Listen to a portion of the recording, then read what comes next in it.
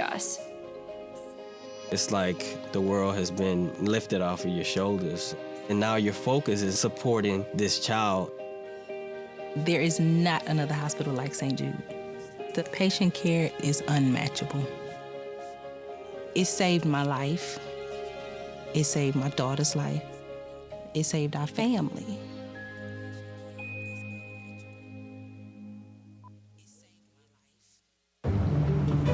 Dad, we need to talk.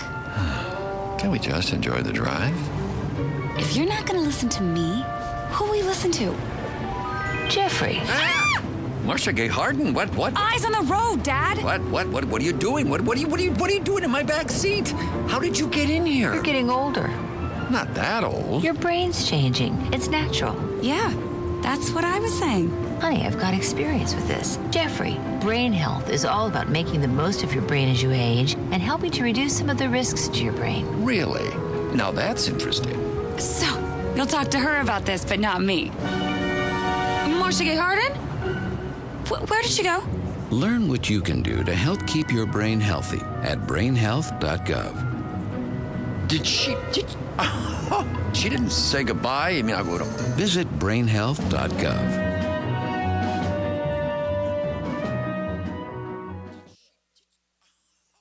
The following is a production of WEGL 91.1 FM. That ball is gone! It's a walk-off home run for Stephen Williams! WEGL Sports, The Tigers are headed to the College World Series! where every Touchdown Auburn! Zakoby McClain! game They're not gonna keep him off the field tonight! Holy cow! lives.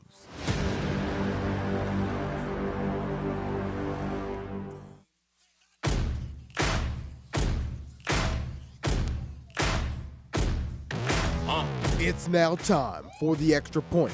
Auburn's best sports talk personalities on Auburn's best station. We the North are now we the champions. The Raptors, the 2019 NBA champs. Auburn's most watched sports TV show, Auburn's best sports talk radio show. Lillard, long range three, and it's good! At the buzzer! Damian Lillard! Are you kidding me? Call in at 334-844-9345 to join the debate. Oh my God! Deep to right field, way up there and way out of here! Second deck walk-off home run! Grand slam, Bryce Harper! Lock in. The Extra Point starts now on WEGL Radio and Eagle Eye TV, presented by WEGL Sports, where every game lives. Here we come. Yeah, here we come. Hey, here we come. Hey, here we come. Here we come. And welcome back inside the Extra Point here on WEGL 91.1 and Eagle Eye TV. Hello, everybody. Jared Dillon joining me in the studio from left to right is Andy Hewlin, Javon Cutler, and Bay Marks. As we hadn't been called to the bullpen, Jack Hart is indisposed at the moment, but he will be back for the final show at least next Thursday at 2 o'clock. Next Thursday from 2 to 6 o'clock. Yes, a 4-hour special is that's the road we're going down. It's gonna be a lot of fun, a lot of great memories being shared, and it'll be a lot of fun. That's all I can really say about that. But first, let's go over to Andy Hewling. Andy, man, how's it going today? It's going good, Jared. Finally done with classes for the semester, as I had my last class this morning. So glad to be done, ready to get to the end of the weekend, and I'm ready for some good football this week. Ready for some good football. Javon, how about you? Doing good, Jared. Glad it's the last week of regular classes. All I have to do is just worry about my finals. But, of course, we're going to take a little bit of a break this weekend to watch some championship football games, watch some basketball games, just watch sports in general. Take a little break from studying for finals. But as for today, I'm just ready to talk about some Auburn basketball, NFL football, and whatever else we have for the show today. And last but not least, Bay Marks. Bay, how's it going? I'm so tired. Despite this big grin on my face, I am about as tired as it gets. But I'm in the same boat as Andy. Last class of the semester this morning. Gonna go home and hit the books today and this weekend. Get ready for finals next week. You're tired. How do you think I feel? You're always tired. You're a machine. You don't stop. You wake up at 4 a.m. and go to bed at 1 a.m. Yeah, no, I had to do the math on that. Yeah, no, I guess it does check out. But welcome to that Extra Point here on WEGL 91.1 and Eagle Eye TV. If you want to call in, you can at 334-844-9345. That is 334-844-9345 to join the show or ask a question in our live stream on Facebook, Twitter, Periscope, or YouTube. We'll answer it live on the show. You know where we're going first because Auburn makes nothing easy, do they? It was the Auburn Tigers last night in basketball as they got the win over Furman 81-78 in overtime. But Auburn did not make it easy at all. Definitely a tough game. Look, first of all, like Bruce Pearl said, give shout out to Furman. They're a good team. And it's a team that we'll see most likely in the tournament come March. I mean, they're that good. Along with South Alabama, those are teams that Auburn played that was close, and those are teams that you will probably see in the postseason, or at least close on the bubble something. So let's go ahead and get initial reactions from yesterday's basketball game. Andy, we'll start with you because you were there, correct? Mm-hmm. So just tell me kind of what was going on with Auburn.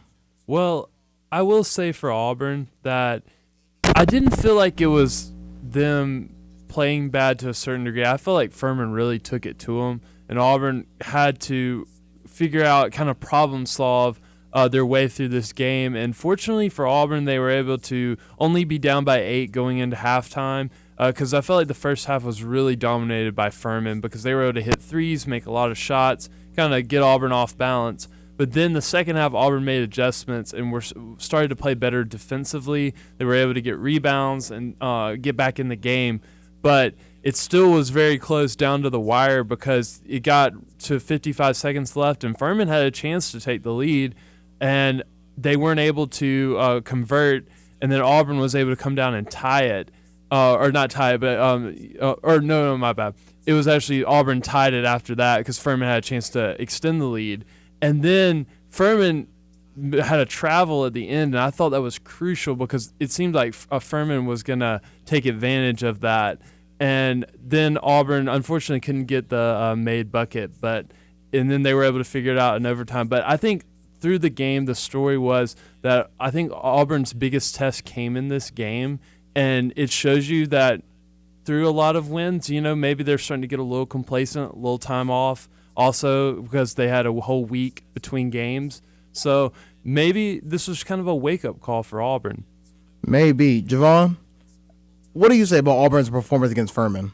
I think it was just one of those off nights because Auburn shot only 4-25 from three-point range. They were absolutely terrible from that, and also, you had some kind of performances that you haven't seen at all this year. Like Samir Dowdy started off the season really hot. He struggled in this game. He only had about 13 points, and he missed all of his 7 three-point attempts. So he didn't shoot the ball that well, but you also do have to give credit to Furman because they started a 20-2 run late in that first half, and they were up by as many as 14. So they really put pressure on Auburn, and this was one of these games I think Auburn did need because they kind of coasted through that Legends Classic. They didn't really get tested that much by any of the teams, and this was Auburn's obviously closest call since they had the game against South Alabama, and we all saw what happened there with the tip-in by Okoro. So I think that Auburn kind of needed this type of game, and Furman's going to be I'd say a great team in their respective conferences. They're projected to finish third in the SoCon, so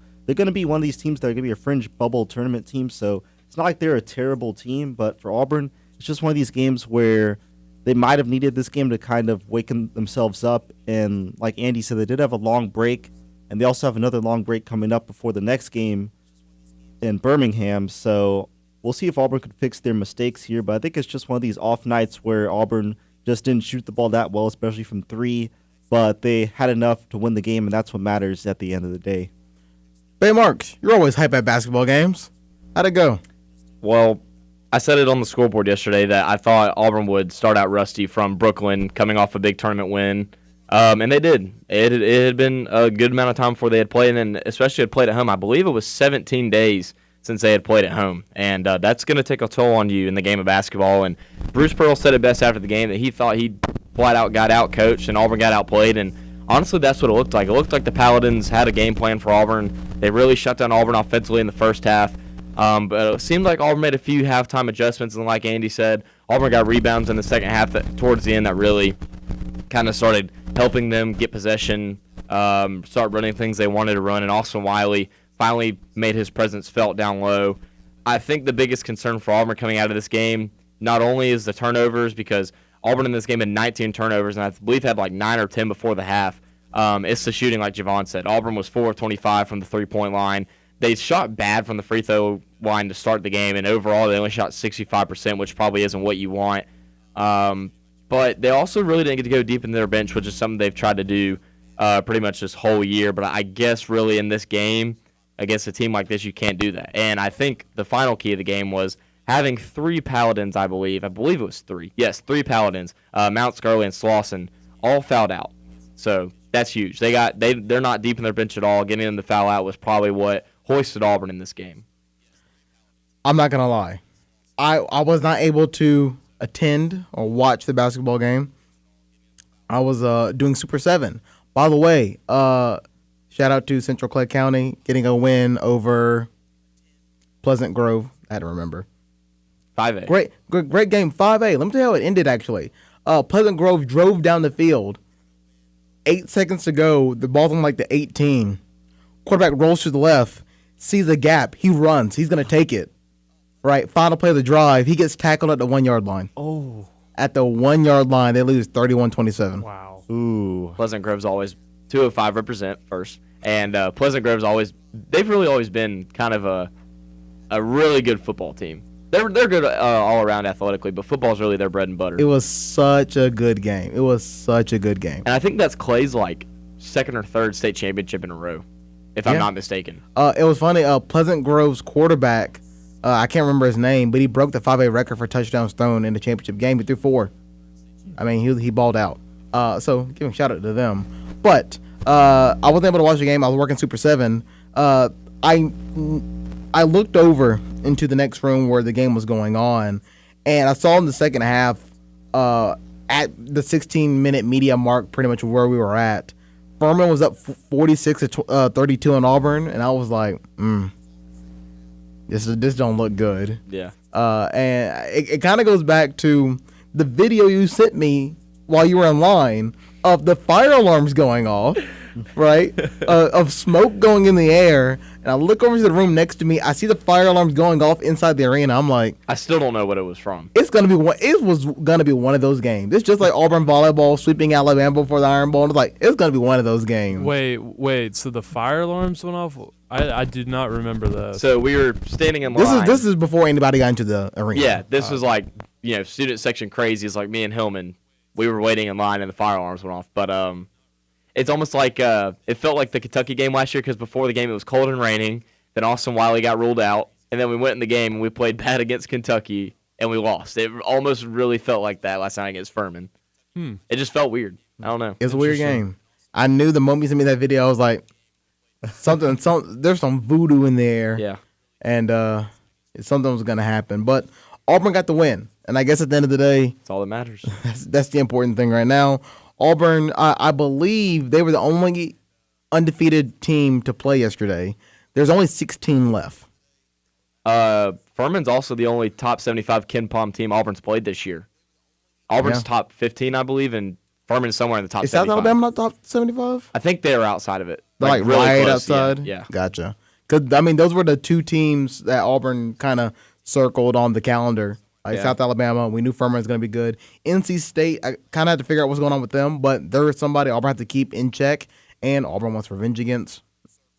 But yeah, it was a great, gritty win by an Auburn team where games like this are going to happen a lot more in conference play. Hey, this blue blood didn't go down to a purple team. Kentucky and Duke have done it already this year. Well, what's that Bruce Pearl video they play at football halftime?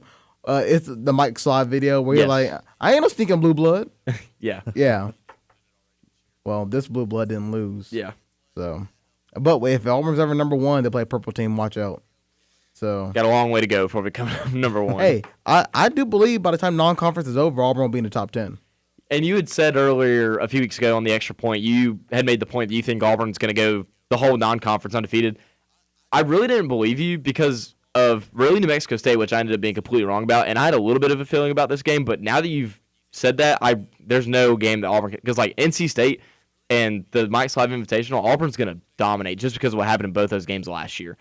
So I think you're right about that. I mean, now, we didn't talk about the other take I had, which was Auburn's going to go undefeated this year. We won't talk about that. I don't know SEC about plays that. a gauntlet we got to get through. Yeah, we won't talk about that. But Auburn got the big win. I don't even know Auburn's SEC schedule when they come back. Who do they open up against? Vandy at home. It's January 8th. Yeah. Because it's January 4th, they play Mississippi State. at Mississippi the State. road. That's a tough game. So they get Vandy. So it's Mississippi State, Vandy, Georgia, Alabama, Florida, and South Carolina before they get to the SEC Big 10 Challenge, or Big 12 Challenge, excuse me, against Iowa State.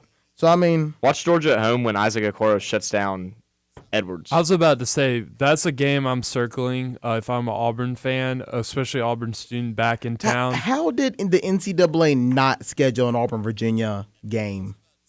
Because they know that they double dribbled. Yeah, that's why. I want to too play Virginia ashamed. again. They're too ashamed, Jared.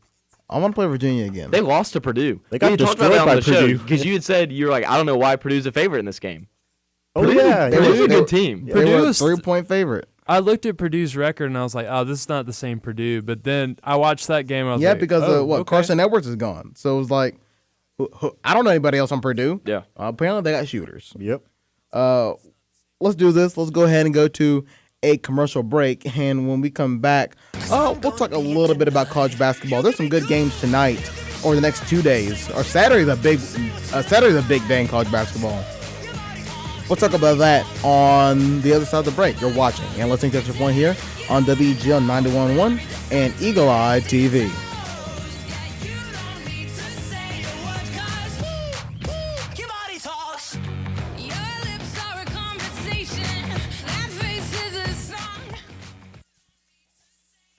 The skills you can develop as a soldier in the Army National Guard can give you an edge in the high-tech job market of tomorrow. The Guard offers career training to take advantage of your skills in science, technology, engineering, and math that can help give you a leg up to a high-paying and rewarding STEM profession. Gain practical experience with emerging technology and equipment not found in the civilian world. The Army National Guard can get you started in an array of STEM-related career fields such as information technology, communication systems, special forces engineers, technical engineering, air traffic control, and chemical, biological, radiological, and nuclear science. Get a head start on your career in an exciting new field while earning money to pay for college, all while serving in your own community. Log on to NationalGuard.com or talk to a recruiter in your area to learn about all of the STEM career opportunities available to you in the Army National Guard. Sponsored by the Alabama Army National Guard. Aired by the Alabama Broadcasters Association and this station. Want to help pull the plug on cyber terrorists? Or get the skills to work with satellites and other space technology? How about learning the avionics inside stealth fighters? And do you want to reach your goals fast? You can do it and take your life to the next level in the Air National Guard. Because you serve part-time, you do it in a way that works for you. You can achieve your career and educational goals with plenty of time for family and friends. The Air Guard offers nearly 200 career specialties, so you'll get the high-tech skills you need to kick your career into high gear. You can also be eligible for college tuition assistance. The best part is, in the Air Guard, you'll be making a real difference by serving your community and country. So get your future off the ground in the Air National Guard. Call the Alabama Air National Guard at 1-800-TOGO-ANG or visit goang.com/AL.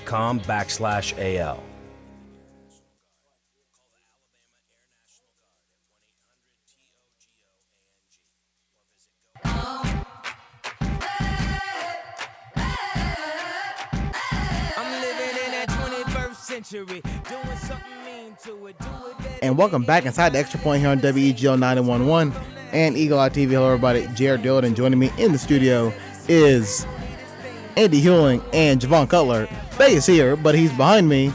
Currently, messing with the whiteboard. Okay. So the backstory on this whiteboard is we don't know how to hang it up anywhere. So it's kind of just sitting back here, and I apparently have a problem with a quote or the saying of with that being said.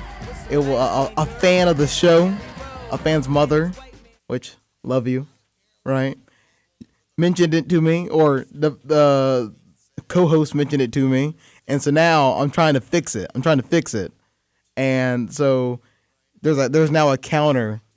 So every time I say the quote, it doesn't count. With that being said, it goes on the whiteboard. So we're trying to. It's a New Year's resolution, I guess, in a sense. Okay. So I'm trying to find different ways to do it. I haven't done it yet today, but I did do it. I thought I didn't do it at all yesterday, but then we went back and watched the recording, and I did it 3 times in 5 minutes toward the end of the show. No. Trying to get out of the show, so that was bad. Let's move on to college basketball tonight. There's some big games. As by the way, the ACC is starting up their conference play as Duke takes on Virginia Tech, and that's a Virginia Tech team that's pretty scrappy. Virginia Tech is Duke is favored by 7 on the road, and then Louisville stays at home. They're favored by 12 against Pitt, and Michigan takes on Iowa, coming off their loss to Louisville. So those games should be a lot of fun. Going into SEC play, Andy, you kind of bringing up during the break that Alabama plays Stephen F. Austin, which, if you are reminded, they may have beaten a blue blood nobody really cares about, but they beat Duke, number 1 Duke. Yep. Yeah. So Alabama, could they be 3-5 after today? They're 9.5-point favorites, but doubt it.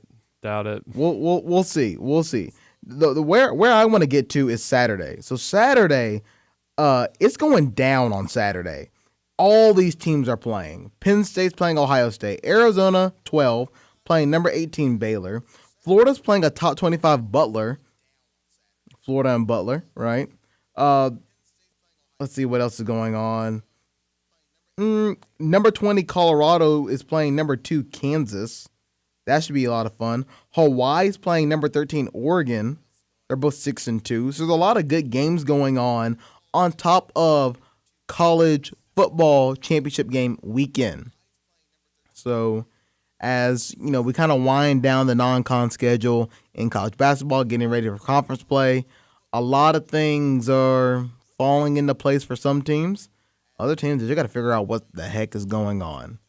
One team is Florida, 6-2, but they were top 5, top 6 at one point. And they just got to make sure that they don't trip up. And then Virginia, obviously, they lost.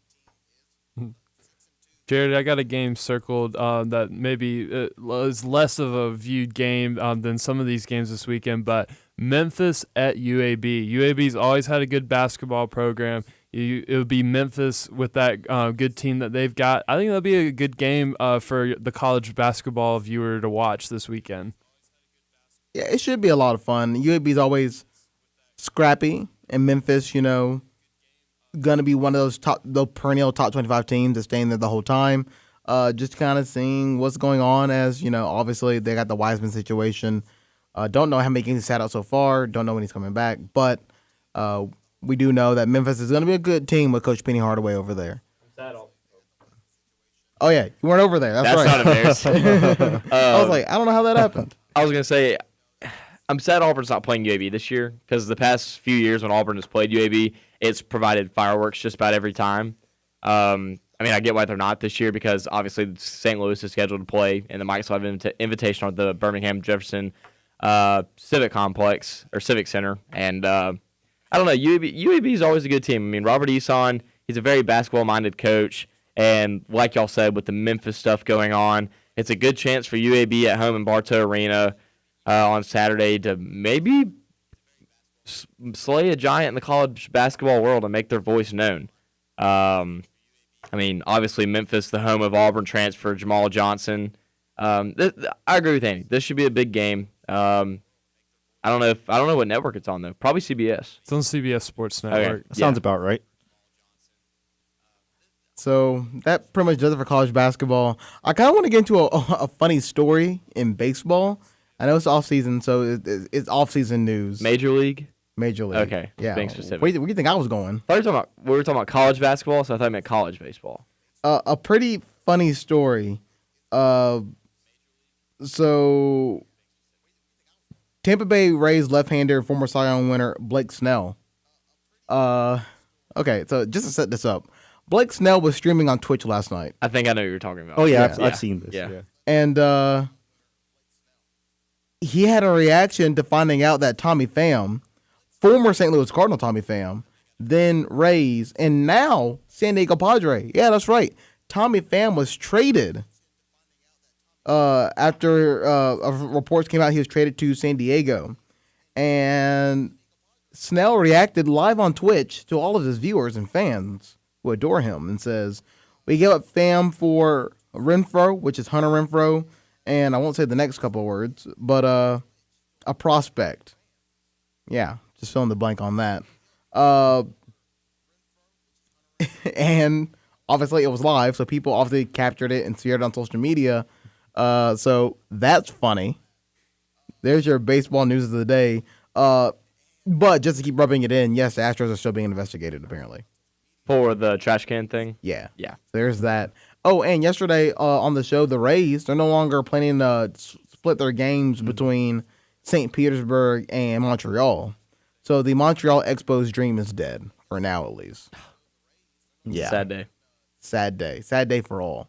And then yesterday was the first time in, let's see, this is episode number this semester. We're in the 50s or 60s. It was the first time NASCAR was mentioned on the show yesterday.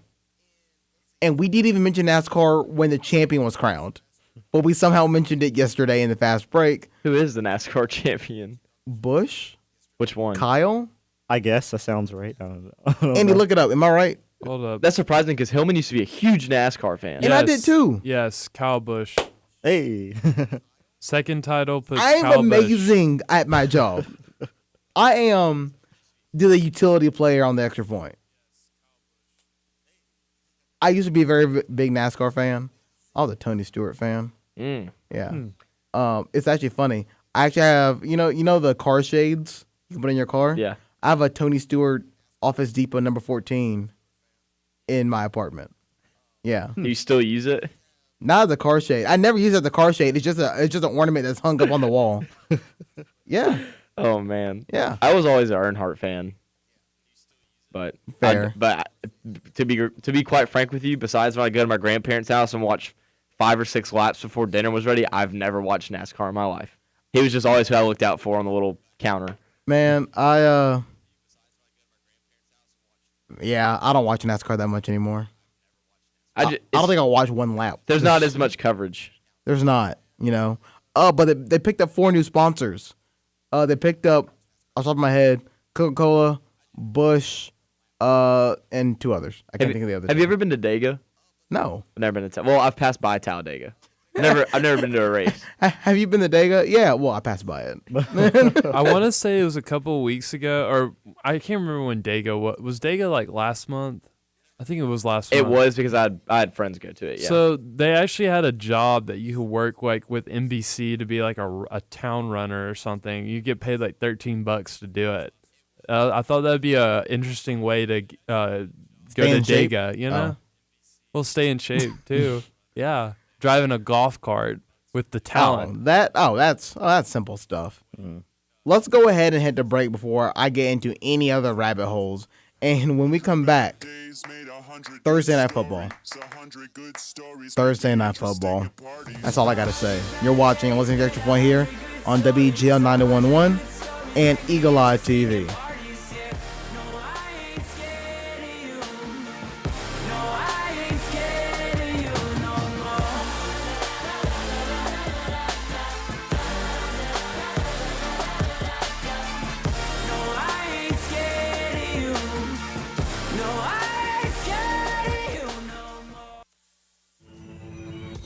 Hi, I'm Harrison Smith. You may know me from my work as Scuba, one of the hosts of the hit award-winning show Nerdcore on Weagle 91.1 FM. But what you may not know about me is that I'm a website enthusiast. That's why I'm here to tell you about WeagleFM.com. It's our hotspot on the web with live broadcast articles and more. It's like a gift that keeps on giving. Tune into your favorite shows at any time with a 24/7 online stream right on the homepage. And don't forget to check out the schedule for our station's full selection of music, sports, and talk shows. For the sports fans, there's articles aplenty covering all of the current events in football, basketball, and beyond. For those music fans, Weagle FM has got you covered. We have album and concert reviews and theme playlists for any mood. We even have live musical performances with Weagle Sessions. There's more than enough content here to keep you procrastinated when you really should be studying for that test. That's right, we know you've been slacking off. Get back to it, lazy.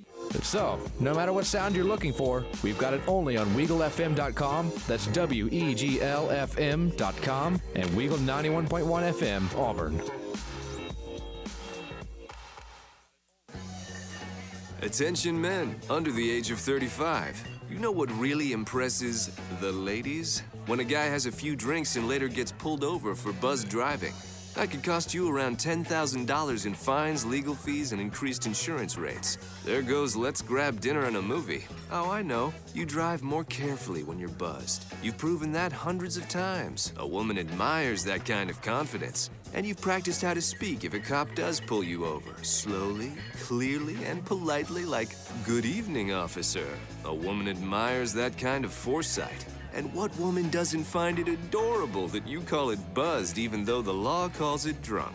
You could kiss $10,000 goodbye, along with any chance of having a girlfriend.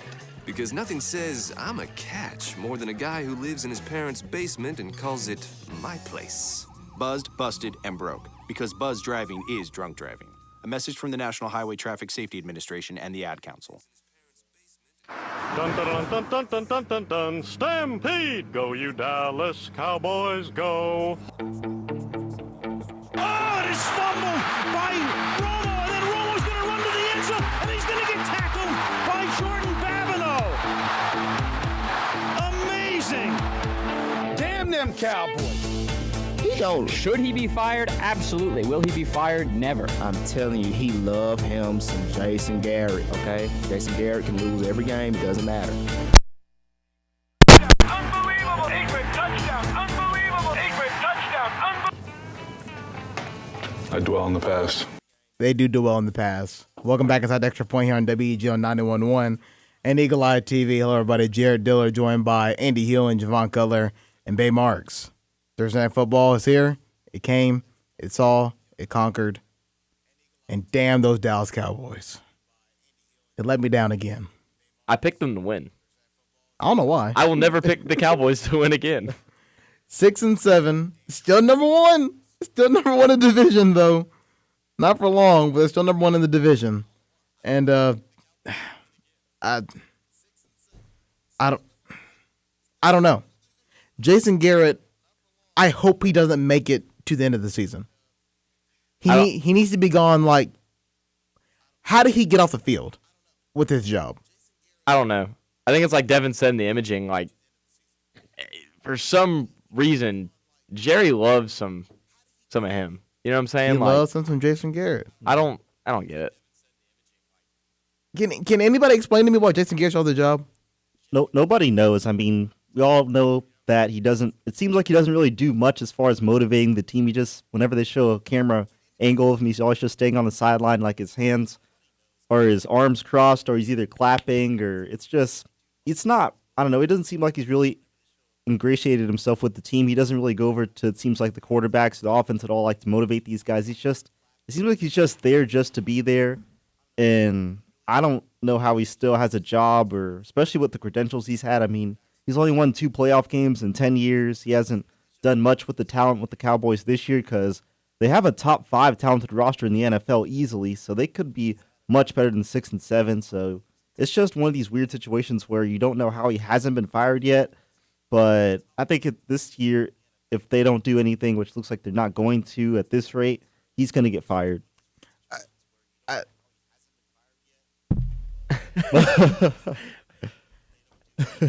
He is the Marvin Lewis.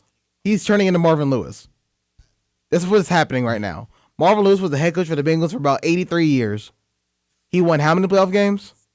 0. I mean, it's pretty much that. I don't understand. He has the most talented roster the Cowboys have had in years.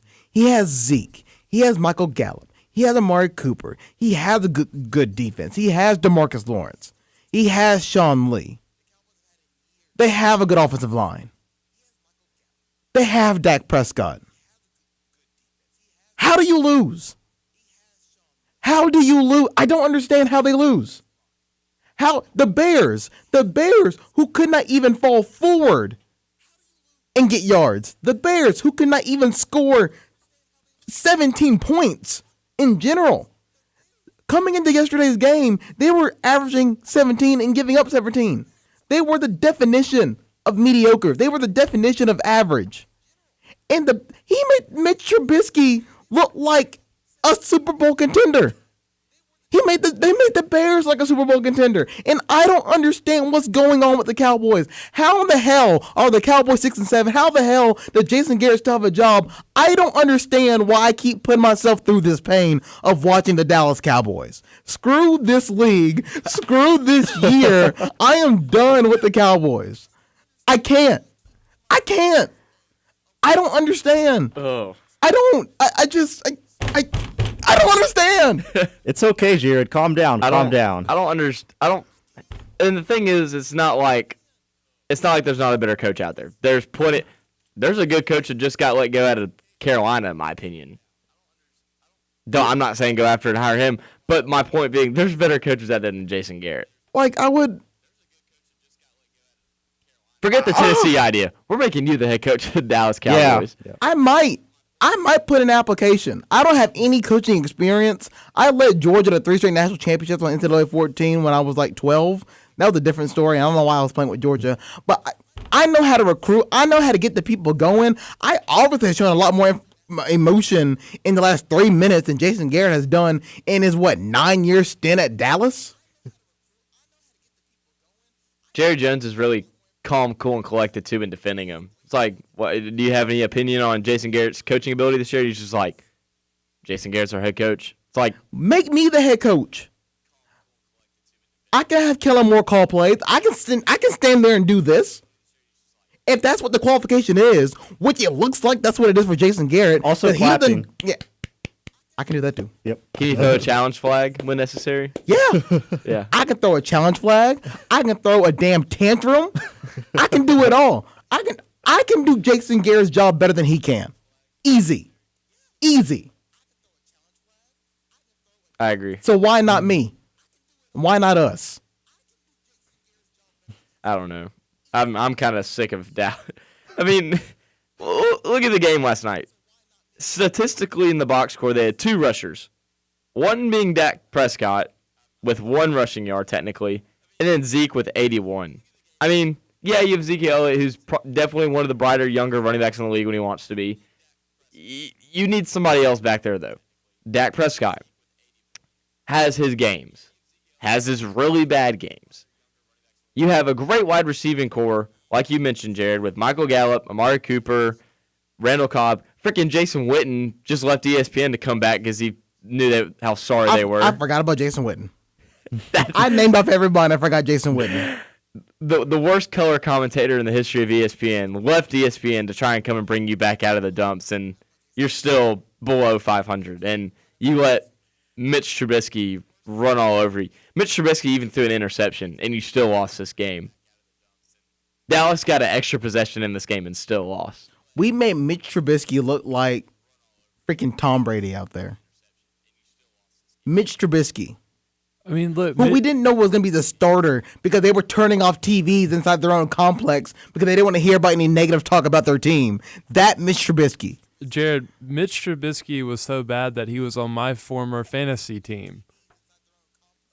Oh, I gotta check fantasy. It's bad. And if you look, he's on Bryn's team now, and I forgot to start him for her. My grandfather that's listening into the show right now, I call him Poppy. He's the scoreboard operator at Helena High School for all the athletic events. He says some good head coaching ideas for the Dallas Cowboys. 2 big names, well, besides you. Okay. Urban Meyer and possibly Lincoln Riley. Lincoln Riley's been the name yeah. thrown out there a lot. Lincoln Riley, I'm going to go dark horse candidate Matt Rule of Baylor. Dark horse candidate. Okay. I don't know if they'll jump ship from Baylor quickly, but I mean, if Jerry Jones says I want you to be head coach of Cowboys, you don't say no. When Jerry Jones calls, you pick up the phone. I think the most Jerry Jones hire would be Urban Meyer, just because Lincoln Riley, I think he's so stubborn and arrogant at Oklahoma right now with what he's got going on. He's probably not going to leave. I say Matt Rule because he's already had his toes dipped in the water of NFL head coaching searches. Because before that, the Colts hired Frank Reich, they looked at Matt Rule, and he was almost a head coach. Yeah. Before they shifted and went somewhere else. Yeah. So he's already kind of had that experience going through that process. And I think if you're Matt Rule, as much as he may love Baylor, you know you're not going to keep up constant success at Baylor. Yeah. Like eventually you're going to come back down to earth a little bit, right? Not that Baylor's a bad program or anything like that, but did you just describe Baylor in the early 2010s and then the mid 2010s when they had RG3 and they were one of the top teams in college football? And then some things happened. And then they were at the bottom of the food chain. Yeah. I mean, you got to jump ship before it comes back down to earth. Yeah, you got to cash out the chips. So let's just give out a hypothetical. Okay. Let's say for some reason Jerry Jones comes to his right mind and fires Jason Garrett. Let's just say he becomes somewhat normal and does that. The lead candidate that he first calls is blank.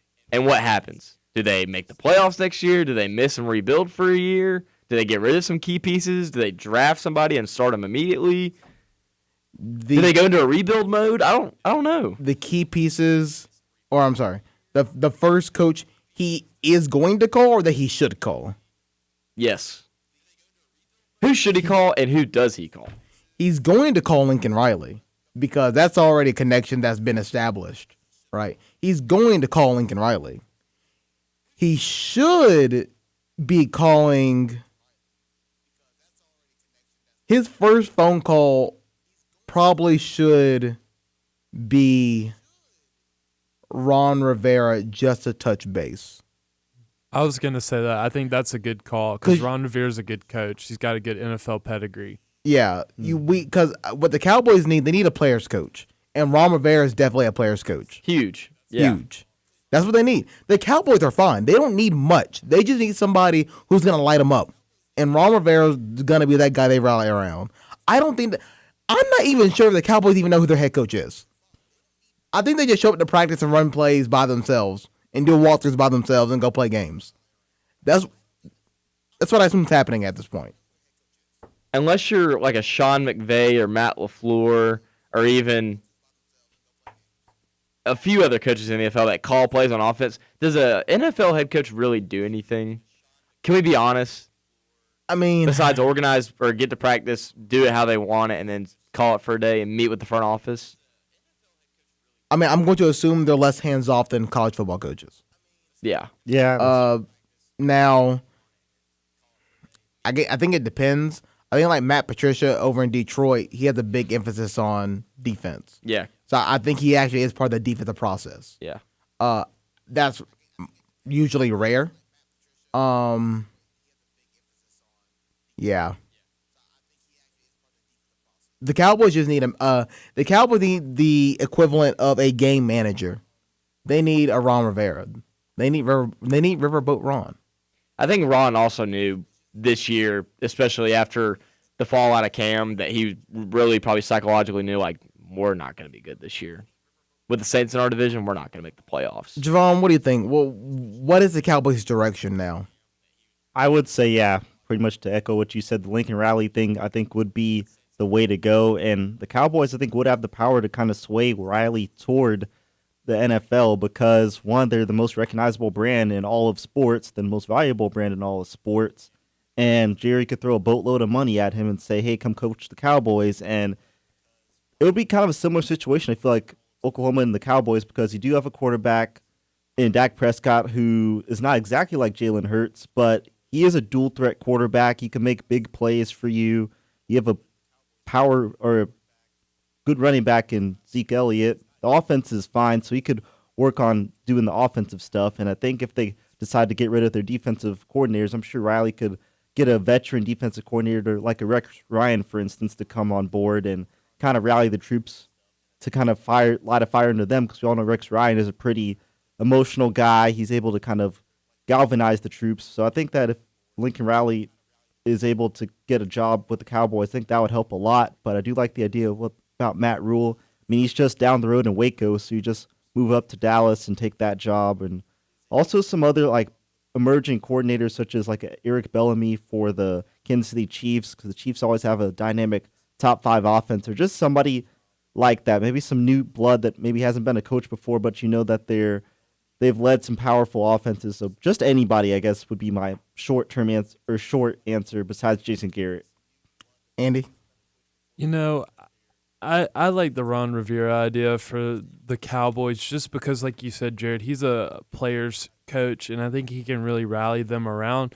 Now, obviously, if the Rivera deal wouldn't work, I think a good college coach would help them. I could see Lincoln Riley or the Baylor coach being a candidate, but I think really both those coaches will be satisfied with their positions in college football, because Baylor is successful right now and Oklahoma is a big powerhouse. I don't think Lincoln Riley would want to leave that unless he just really wants to go to the NFL, which could be what he may want to do eventually. But yeah, no, I think they need to find a coach who's going to look for a brighter future for the Cowboys and want to really rally this team around, because they've got the pieces together to be successful. Before I blow a gasket again, let's go ahead and head to our next commercial break. And when we come back, we'll look at the NFL games this weekend. You're watching and listening to Extra Point here on WEGL 91.1 and Eagle Eye TV.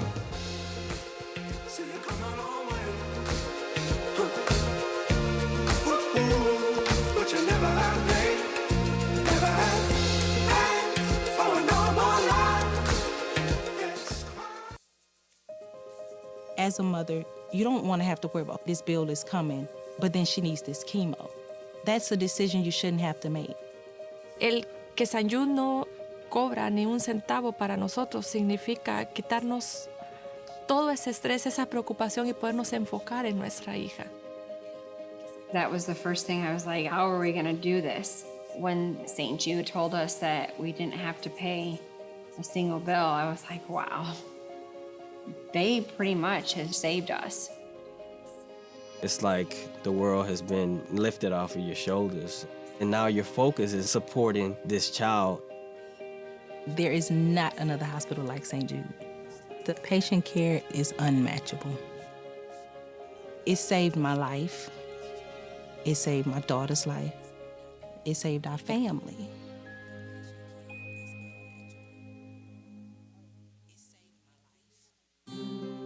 Hey, Dr. Phil here. I help people solve difficult and trying personal problems every day on my TV show, but there's one problem that's just got me stumped: childhood hunger.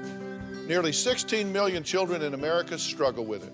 That's 1 in 5 kids who may not know where their next meal is coming from, despite the fact that there's more than enough healthy, nutritious food out there to feed them all. Now, I don't know about you, but that is unacceptable to me. Luckily, the Feeding America network of good people is out there collecting surplus food and giving hope to hungry children and their families at local food banks all across the country. But let's face it, they can't do it without your help. Join me in supporting Feeding America and your local food bank at feedingamerica.org. Brought to you by Feeding America and the Ad Council. Together, we can solve hunger. Together, we're feeding America.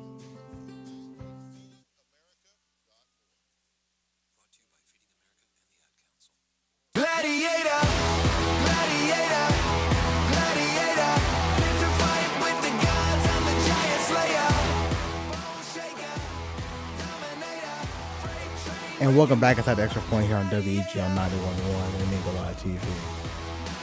He's so calm. Why are you so calm now? Hello, everybody. Jared Dillard. And joining me in the studio is Andy Hewling, Javon Cutler, and Baymar. Did you just expel all of your energy in the Cowboys corner? I think I really did. We got 7 minutes at this break, and we're going over to the NFL. Sorry. What is going on? Yeah, what's happening now? Oh my! The Cowboys made me so upset. I got tired. I got sleepy. They put me to sleep like they did last night watching that travesty of a train wreck. I want to watch something crash and burn that bad. I watch NASCAR. Let's move on to games this weekend. What's the biggest game that stick out to you? I will go ahead and say Baltimore Buffalo. I mean, how can you not like that matchup? It's gonna be the litmus test for the Bills. The whole thing about the Bills this season is that they ain't playing nobody, Paul. They nearly beat the Patriots. See, you're tired now. It's contagious. Yawning's contagious. It's Oh. I need to yawn. But yes. Oh my gosh. All right, everybody, bring it back in. Hold up, I got it. I know what we need.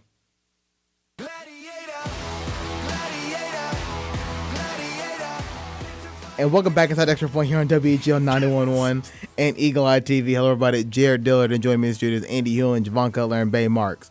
Baltimore versus Buffalo. It's going to be a big game. These two teams, I mean, the Ravens are probably the best team in the NFL. The Bills, litmus test. They ain't played nobody, Paul. So this is that measuring stick. How good are the Bills? And by the way, I don't know if you noticed, but the Patriots have to play Kansas City. Bills win, Patriots lose. The Bills could be in the driver's seat for this division. Ooh. They're there. Oh. What other games are you guys looking forward to this weekend? Oh, definitely the 49ers Saints as the Niners go into the Superdome to play. I think that's going to be a good game. That was what I pointed out on the scoreboard yesterday was that game. I don't know how this game didn't get flexed. It's 12 o'clock. I guess the only reason it didn't get flexed to Sunday Night Football over the Seahawks and Rams is because that's a divisional game. But I think San Francisco wins in New Orleans. I really do. Javon, what about you? Let's see. I would probably go Seahawks and Rams because the Seahawks, right now, they're in first place. Nobody really thought they would be in this position because of how the season went for them. I mean, they've been winning games, but it hasn't been pretty. Their defense is often giving up a lot of yards, a lot of points, and Russell Wilson's basically had to put the team on his back. But I think that they have a great shot to beat the Rams, who are still inconsistent. You never know which Jared Goff you're going to get each week. So I think the Seahawks-Rams is going to be a fun matchup to watch because the Rams are still fighting for their playoff lives. The Seahawks are trying to win the division because they know the 49ers are going to be neck and neck with them probably throughout the rest of the season. So I think that's going to be a fun matchup to watch besides the other games that y'all have talked about so far. I would bring up the Colts game, but I'm not very happy to watch it. At Tampa Bay? Really, Jared? I'm not happy to watch that. I think you want to stay away from that one, Jared, after last week. You just need to stay away from the Colts, period, this year. I need to stay away from the NFL. Cowboys done made you mad. The Colts finna make you mad. I'm just, at this point, I'm just waiting for Lamar to just juke people out of their shoes each week. That's all I got left. NFL 100 seasons is a wash for me.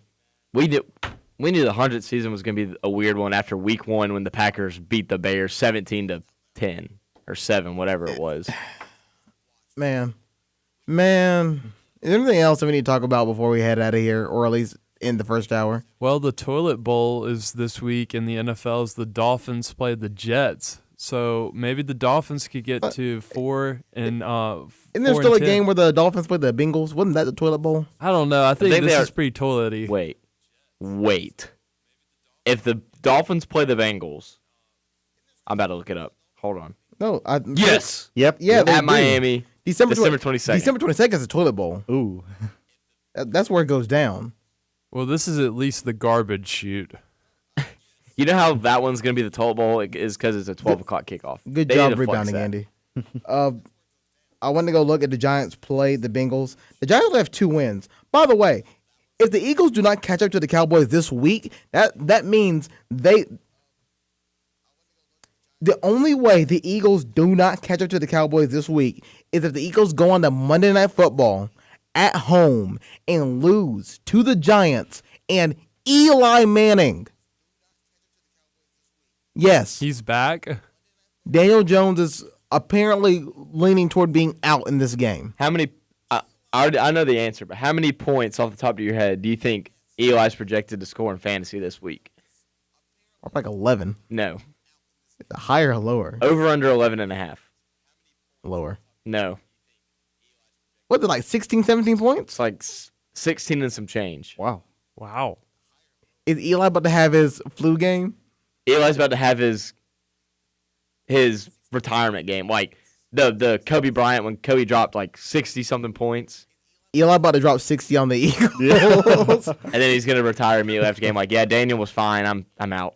It's going to be – somebody said it sums up perfectly the Giants organization when Eli sucked it up, gets benched, comes back, wins the game to make the Giants draft position even worse, and then retires at the end of the season. I don't know why Eli doesn't just retire already. Speaking of quarterbacks, I've been reading that Tom Brady's been kind of shrugging off his injuries as of late, and they played the Chiefs this weekend, like you said. Maybe Jared Stidham time? Uh-oh. Maybe, because he's had Brady has had elbow problems and toe problems this week, and he hasn't practiced as much. But they said Jarrett Stidham has practiced fully the whole week. Jarrett Stidham time. He's the enemy now. I don't care. He'll forever be an Auburn Tiger, though. He'll forever be an Auburn Tiger, Yeah. and now he'll forever be on site. He got booed in Jordan-Hare Stadium and still has Auburn University alum in his bio. Respect to that man. I loved Jarrett. I will Stidham, dude. never. That was a good guy. I will never forget when that time he got booed against Texas A&M, and then he led that comeback. I was so happy for him. The Tennessee game was bad, dude. The Tennessee game was very bad. That's when Twitter world caught on fire and burned. Hello, Twitter world. We're going to go to break. Thank you for joining me on the show, Andy. As I don't know why I sounded aggressive right there. I'm really still upset about the Cowboys. That's really what it is. That's what this is stemming from. Cowboys Corner has left the chat and left the extra point forever. We're going to go ahead and head to our top of the hour break. Andy, thank you for joining us on the show on this Friday. And, yeah. That's all I really have. Tell them good Christmas break. Yeah, about to say. Yeah, well, I mean, I I'll don't see know you if next week. I don't know what's going on next week, so I really can't. There's no transition. I'll be here, Jared. I'll be here. We're going to go ahead and head to a quick commercial break. I almost said it. That's why I paused. We're going to head to a quick commercial break, and we come back in 5 minutes. Jacob Hillman will join the show as we continue the Extra Point here on WEGL 91.1 and Eagle Eye TV.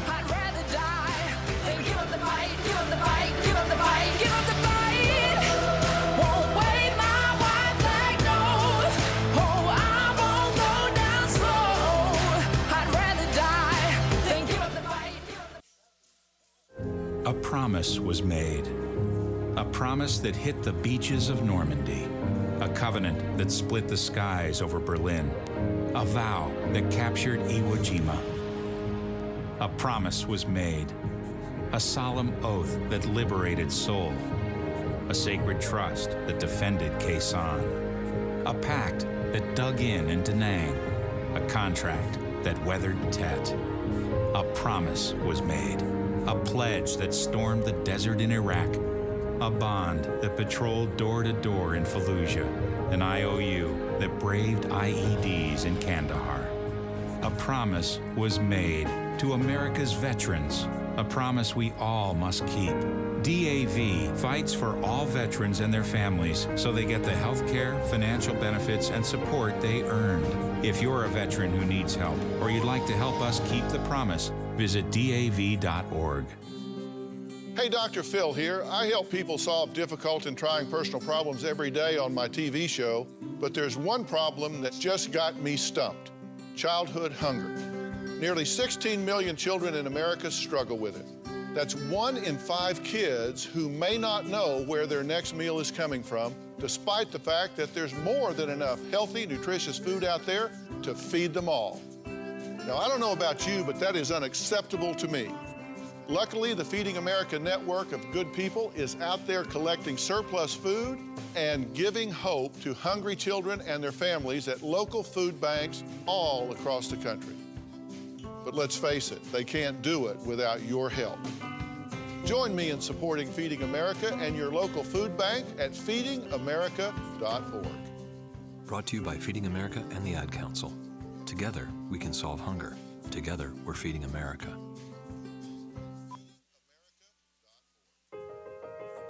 Sharing has never meant as much as it does now. We share the things we love most in life for the world to see. But what if we could actually do more with our sharing than just collect likes? What if this sharing could be used to make a difference? Now there's a place where we can put all that sharing to good use. The National MS Society is asking people to make a difference and share what they love with someone else who loves it too. Whether it's surfing, dancing, or whatever is important to you, we've created a place that'll help you get your experience out to the world. If you have a story, share it. If you have a solution, share that too. Join us at wearestrongerthanms.org, because together, we are stronger.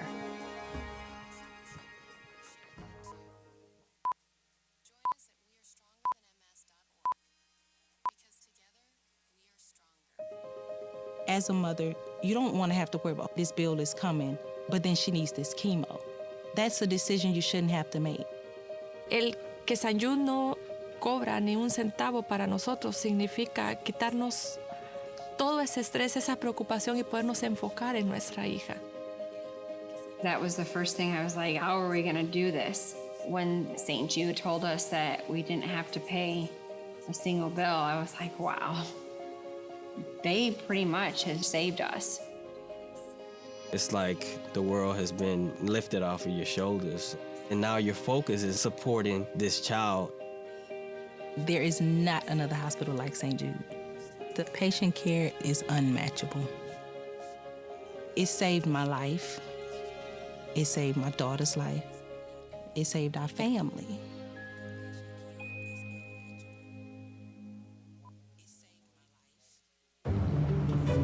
Dad, we need to talk. Can we just enjoy the drive? If you're not going to listen to me, who will we listen to? Jeffrey. Marcia Gay Harden, what? Eyes on the road, Dad. What are you doing? What are you doing in my back seat? How did you get in here? You're getting older.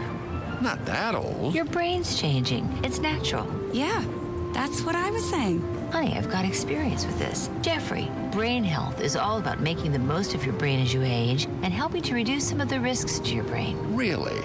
Now that's interesting. So, you'll talk to her about this, but not me. Marcia Gay Harden? Where did she go? Learn.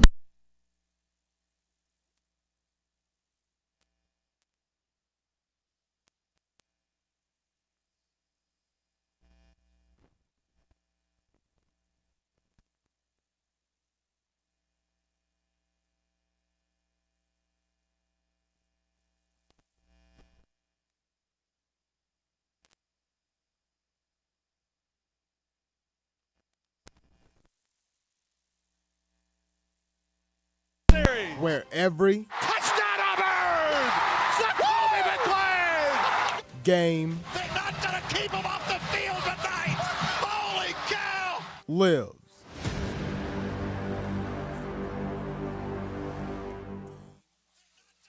Welcome to the bar.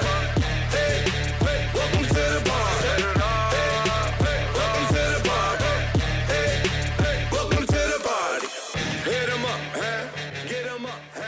And welcome back. I got this.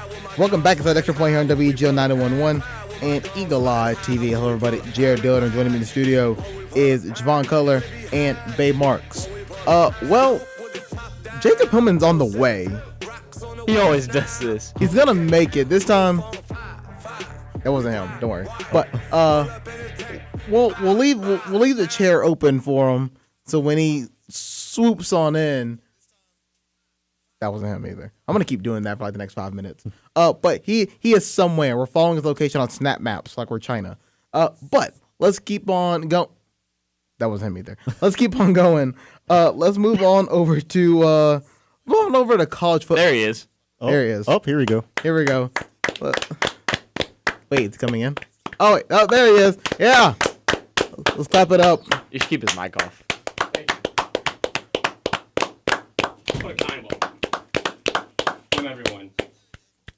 And that's pretty much what Jason Garrett does on a daily. Yeah. Is that what I missed the first hour? You Just a missed bunch of Jason Garrett talk? Jared cry. When we go back and watch the replay, just you wait. Oh, I'm sure it was entertaining. Let me tell you how the segment started off with the Cowboys. We went Cowboys corner intro, and then about 30 seconds later, I banged my head on the microphone, and then I started a rant. Purposely. We're going to have to add that to the Cowboys corner intro. I guess. Dude, don't think I've ever seen Jared be so passionate about something besides writing for WeagleFM.com. Yeah. Yep. Which, by the way, check out all of our articles on WeagleFM.com. Jacob, how you doing today?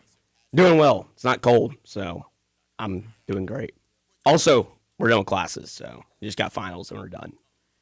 You were at the game yesterday. I was. How was Auburn's performance against Furman? Let's just go ahead and get that out the way. It was a rusty performance, specifically in the first half, but they looked a little better in the second half, and they did what they needed to do to come back and win the game. So nothing you can really complain, especially against a top 75 KenPom team, a team that I guarantee you will beat someone in the NCAA tournament. They're going to make it to the second round. If that game last night had taken place in March, Auburn would have lost. That's what I'll say. Okay. We're just going to go through all the first half highlights, and we're just going to have you rapid fire answer them. We've talked about Auburn and Furman. Should Jason Garrett be fired? Yeah. Who's the replacement? That's a good question. I don't know, because obviously We said Ron Rivera. Rivera would be a good hire. I feel like he might be going to like Cleveland or something. But I really don't know the answer to that. If you were live streaming on Twitch and you found out one of your teammates got traded, how would you react?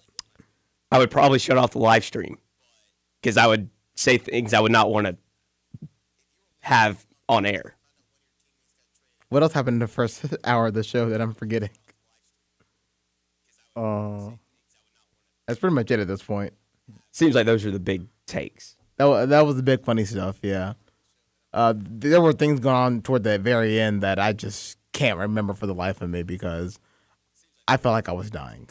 What's the biggest NFL game you're looking forward to this weekend? There's Ravens, Bills. There's a game Chiefs, at 12 Patriots. that shouldn't be. I think, who do the 49ers play? Saints. Yeah, that one.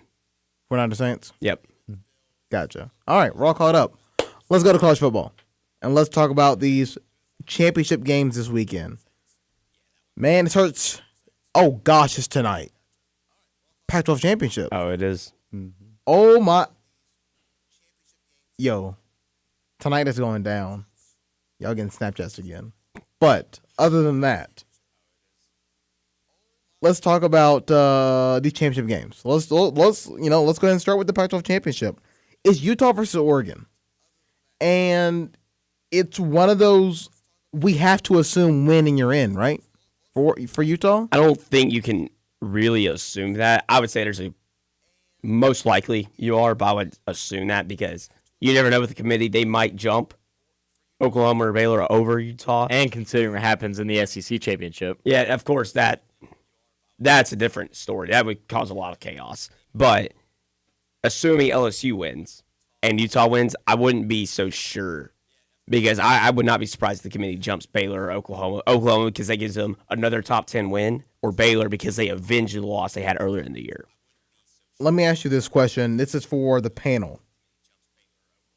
If Utah wins this game, it would be their only win over what I was still assumed to be a top 25 team at the time in Oregon. Oregon won't fall to top 25. Is that enough, even with your championship, to get in over, in this scenario, an Oklahoma team? That's a good question. I would say, in your personal opinion, not what the committee's going to do, but in your heart, in your mind, if you had to put, if they said, if they rung you up, Mr. Hillman, we need to figure out what team to put in, Utah or Oklahoma, what are you going to tell them? I'd probably put in Utah. I mean, I think they've just been impressive the whole course of the season, other than the loss to USC. Oklahoma's kind of fallen off at the end of the year. They haven't looked as impressive.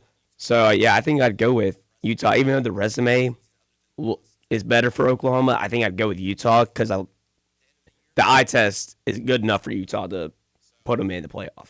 Yeah, I mean, I guess to be fair to Utah, Oklahoma's best wins are against Baylor, which is still, up there, and Oklahoma State, which is like 25. So they're literally on the outside. So but that's still 2 top 25 wins, right? Now, Utah has a better loss, ranked USC versus unranked Kansas State, but that's where we're at right now. Mr. Cutler, we're calling you. Utah, Oklahoma, who you putting in? This one's tough for me, but I would probably go with Oklahoma. But it all depends, I think, on the style of both teams, how they win. I mean, if Utah destroys Oregon, then yeah, of course Utah is going to get the bid over Oklahoma. But if Utah struggles a little bit against Oregon and they maybe win by like a field goal or 4 points or something along those lines, and Oklahoma destroys Baylor, then I think you should jump Oklahoma over Utah, which is what I would do.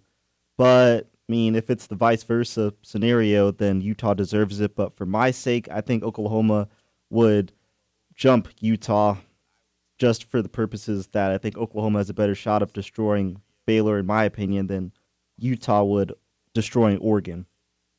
Mr. Marks, who we got to put in, Utah or Oklahoma? Assuming Utah wins. On the scoreboard yesterday, I originally said Oregon was going to win, and then Hillman convinced me otherwise. I really want to say Oregon wins this game, but I'll stick with Utah. And assuming Utah and Oklahoma both win, if it's me, I put in Utah. Now, if Oklahoma were to jump Utah, what does that say about the committee?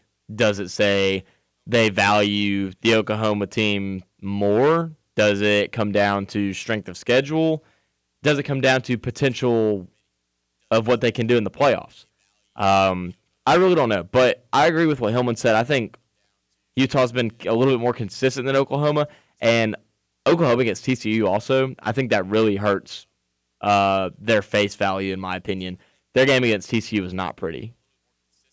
Now, that being said, put it on the board. Is that the first one of the day? Yeah, first one today. Yep. All right. You get through an hour and 10 minutes. Let's go!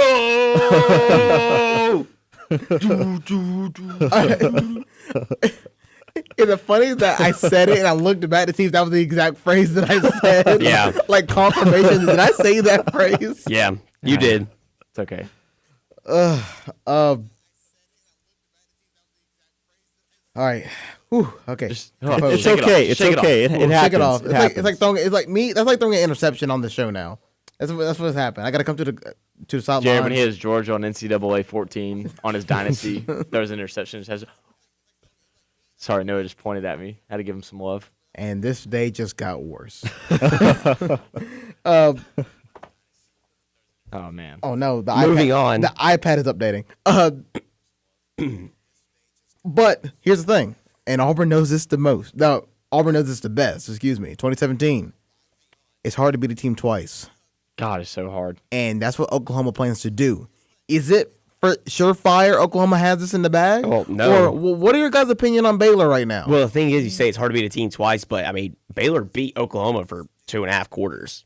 So, I don't know. This game's interesting. It's going to be weird how I picked Oklahoma, but I want to pick Baylor. Like, I feel like they're going to come out firing, but Baylor also just beat Kansas. I mean, I know it's Kansas and it's on the road, but it's still a conference game, and they threw up 61 points and only allowed 6. They did look a little off against Texas. I'll give them that. They only won by 14.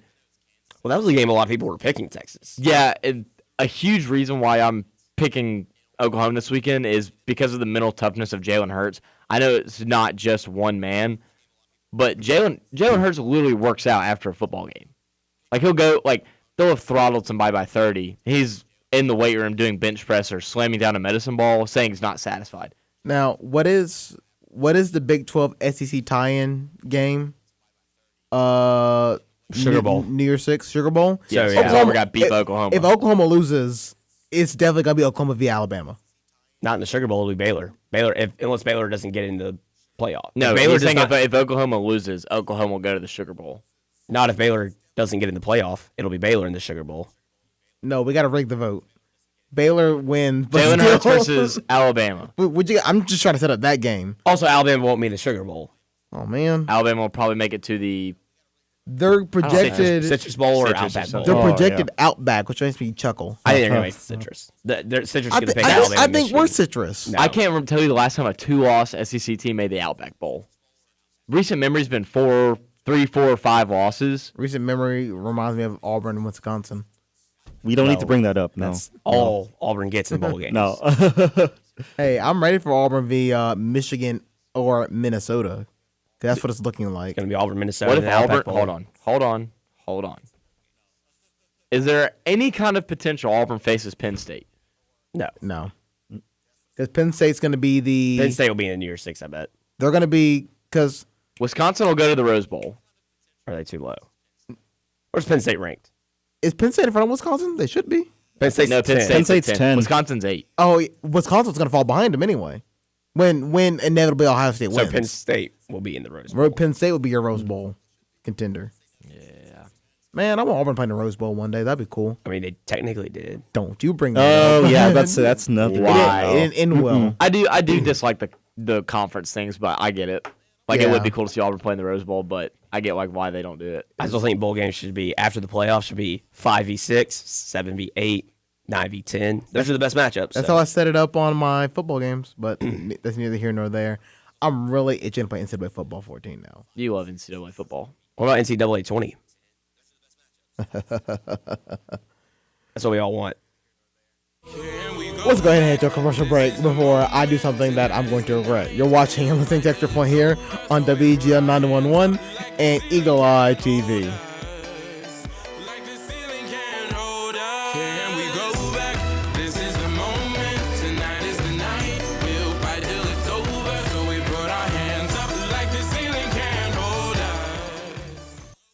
I'm Tiffany. I have some tips for you on how to quit smoking like I did. First, I did some reading about it. I found a lot of great advice on how to quit smoking and picked out the ways I thought would work best for me. I started by setting a quit date. Then I threw out my ashtrays, lighters, and matches. I did other things too, like exercising more, and it worked. But I'd still get cravings, especially on long car rides. To help me with that, I put a picture of my mother in my car. She died of lung cancer from smoking cigarettes when I was only 16. Now I have a 16-year-old daughter. That picture of my mother reminds me that I don't want to miss all the things my daughter is going to do in her life, including turning 17. You can quit. For free help, call 1-800-QUIT-NOW. A message from the U.S. Department of Health and Human Services and CDC. The thought of my sons growing up without me inspired me to quit smoking. I talked to my doctors, and then I threw away all my cigarettes, ashtrays, and lighters. I started exercising instead of smoking. Getting support from friends online kept me on track. Staying away from alcohol when I was first quitting was key. Instead of smoking after I ate, I'd get up and take a walk. I missed having a cigarette in my hand, so I'd hold a pen or a straw, anything. Until I knew I wouldn't give in to temptation, I spent more time with my friends who didn't smoke. I went to places that were smoke-free. I didn't stay quit the very first time I tried. I kept on trying, and I learned something each time. Do whatever it takes. No matter how many times it takes. I quit. I quit. I quit. We did it, so can you. You can quit.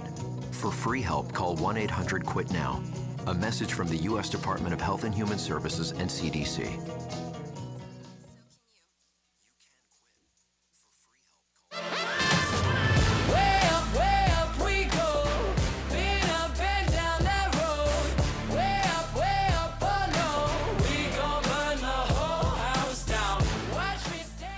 And welcome back inside the Extra Point here on WEGL 911 and Eagle Eye TV. Hello, everybody. Jared Dillon, and joining me in the studio is Jacob Hillman, Javon Cutler, and Bay Marks, as we are now turning toward the SEC championship game. Number 2 LSU, number 4 Georgia. LSU a 7-point favorite. Even with Georgia playing a what they would call home game in a sense. I think it'd be a lot more if it was not a home game. LSU, I mean, I said it the other day. I am so confident LSU will win this game. I would cede control of the show to Andy. That's how confident I am. That's my Joe Namath guarantee. Should be the Joe Burrow guarantee. Oh, that's a good one, yeah. Have you seen the picture on Twitter where it's it's Joe Burrow on his recruiting visit to Ohio State, and it's a picture of Joe Burrow like on the field in his LSU jersey, and he goes, Joe Burrow went from "Where's my hug" to "Give me a hug." I do honestly believe Joe Burrow is going to dismantle this Georgia team. I don't know. I think I told Jacob yesterday that I think this game, just because, let's be honest, LSU last week didn't have to prepare much for Texas A&M, and Georgia the same with Tech. I think both these teams have really been looking at each other for a few weeks now, and I think both teams are going to get into a stalemate early, and they're going to match up with each other really well and know what's coming each other's way. I think we don't really see anything from either team until the first series of the second half when Joe Burrow leads his team for a touchdown and they don't look back. So early, don't expect a lot of fireworks, be kind of disappointed. And then in the second half when Joe Burrow starts popping off, him and Joe Brady, you'll see LSU be crowned the champion. Okay. What are everybody else kind of initial thoughts on the game? Yeah, I think it'll be a much closer game than people expect because Georgia does have a great defense. Offense is always questionable, but I do think that, kind of to echo what Bay is saying, I think that it will be kind of slow the first half. Probably, I'd say, my guess, score maybe like 14-10, somewhere around there. And then LSU catches fire. Maybe Georgia puts out a last-minute kind of run because they do have Jake Fromm, and Fromm has been kind of clutching these SEC championship games in the past. But I just think the absence of Lawrence Cager, and then you're losing George Pickens as well for the first half of this championship game. That's going to be huge for Georgia. So Fromm's not going to have many weapons. Yeah, he's not going to have many weapons to work with, really. So I think it's just going to be a heavy dose of DeAndre Swift. And he's had an injury problem, but he's probably going to play, but he won't be 100%. So I think that Georgia will be hindered a lot by their offense. The defense is going to hold strong, but I think they're going to be a bend, not break type of defense in this game, and they're going to eventually break in the second half. I'm going to kind of echo what Bay said, and like early on it'll be pretty ugly and back and forth, but I think at some point LSU is going to pull away. I don't trust Georgia's offense at all. It won't be, LSU getting a bunch of turnovers and scoring. It'll be Georgia going 3 and out, and then LSU scoring on long touchdown drives, and it's just Georgia won't be able to keep up. So it's not going to be one of those exciting games, I don't think. I think it'll be proven that LSU is one of the best teams in the country. And that's what we'll see. Answer me something real quick, Jared. There are 2 questions, actually. Mm-hmm. What has Georgia's defense been dominant at this year between the passing game and the rushing game? Between those two? Yes. They are very, very good at stopping, I would say, just the middle of the field in general, rush defense. Okay. They're very good at that. Yeah, rush defense, because they hadn't given up a rush touchdown to Auburn. What's LSU's bread and butter on the offensive side of the ball? LSU's bread and butter is establishing the run, setting up Joe Burrow with time in the pocket for play action and just passing in general. But it is all about establishing the run. Okay, and having said that, you said exactly what I needed you to. Do you think LSU can win this game or get something going in the second half after, both teams kind of stall out early with just the passing game? Or does Clyde Edwards-Helaire have to run for probably 80 to 100 yards? I think on the first drive, LSU is going to flip the script. That's what I'm saying. They know Georgia's going to be looking for the run. Joe Burrow and LSU are going to go out there and just throw the ball down the field and score on the first drive and just completely shell shock. No, I'm talking about first drive of the game. Oh, okay. First drive of the game, LSU's going to go out there and start throwing the ball around the yard like it's nothing. And they're going to pick on those Georgia DBs and go ahead and just set the tone that, hey, I know you got a good rush defense. We have a Heisman Trophy winner. Not contender. We have a winner right here. And we're about to show you why he's about to win the Heisman. I do think Joe Burrow is going to dismantle this Georgia team. I know Georgia's good at rushing the rush defense. I think eventually they'll break, and Edwards-Helaire will have at least 100 yards. I think he will get 100 yards. And probably I'll go 2 touchdowns. I'll 2 touchdowns. Okay. And the reason why I say this is because I don't. Can you guys guess what score I gave this game yesterday on Pick'em? Probably like 45, 42 15. to 21 or 14. Wait, what'd you say? Like 42 to like 21 or 14. 45-21. Okay. Oh, that's because you're Joe Burrow's biggest fan. Yeah, that's 45-21. And you hate the dogs. I hate them dogs. I don't know. I just can't see it going any other way. I really feel like these two teams have had their eyes set on each other. They know what's coming, and I think Georgia's rush defense is better than Auburn's. Auburn's defense as a whole is probably better than Georgia's, but Georgia's rush defense is insane. So it's good. I think early LSU can't establish the run, and I think they're gonna have to rely on Joe Burrow keeping the secondary on their toes, which they can with Jamar Chase and Jefferson. They can definitely do that. I don't know. Joe Brady's got his work cut out for him, and so does Kirby Smart. Ed Orgeron kind of just sits there. He's like Jason Garrett. He just sits there. He's a little bit better than Jason Garrett. He's a little better, bit, yeah. and he's also more hands-on. But in game, he's there. Some other championship games to keep in mind. I mean, the other two are kind of. We talked about Baylor and Oklahoma. We talked about Pac-12. We talked about SEC. The other two are just kind of meh. Kind of know what's going to happen. Like, no disrespect to Wisconsin. It's still top 10 matchup. But they're not going to beat Ohio State. 16.5 point line. I mean, Ohio State covers. I don't know. I wouldn't be surprised if Wisconsin covers, but we'll see. Jack keeps sending me the screenshot of when Ohio State won 59-0. Yeah, history tells us that this game will not be close. And then obviously Clemson and Virginia, 28.5 point line. I say Virginia will cover. They got the momentum.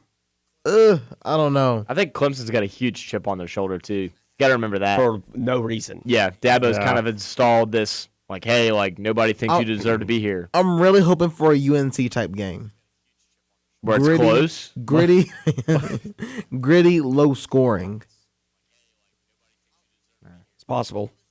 I mean, that's what I'm hoping for. I don't know. With Virginia giving up 30 last week to Virginia Tech, I don't know. I think Virginia's offense will do good enough to cover. That's what my expectation is. Bryce Perkins is really good. Maybe Trevor Lawrence has an off game. I don't know. I mean that's the only way Clemson loses this game. If Trevor Lawrence is just off, that gives Virginia a chance. Man, people would have been a lot more excited for this game if Virginia did not lose to Miami and Louisville. I'd be a lot more excited if it was Pitt. Well, Pitt could have been 6-6, and you would have been excited for it. Yeah, would have. Virginia would have been 11-1 if they didn't lose to a terrible Miami team and a Louisville team that's on the rise, but a team that Virginia shouldn't lose to. So those are the Power 5 games, championships this week. I mean, we could talk about the AAC Power 6, but I have a bachelor's degree and I'm smarter than that. So what we're going to do is we're going to head to our next commercial break. And when we come back, we'll talk a little bit about those Group of 5 championship games, which one we're looking forward to the most. And then we'll move right along through the Extra Point, head over to the NBA. You're watching Listening to Extra Point here on WEG on 911 and Eagle Eye TV. My feet go boom, boom, boom, walking away from you. That's what I'm gonna do.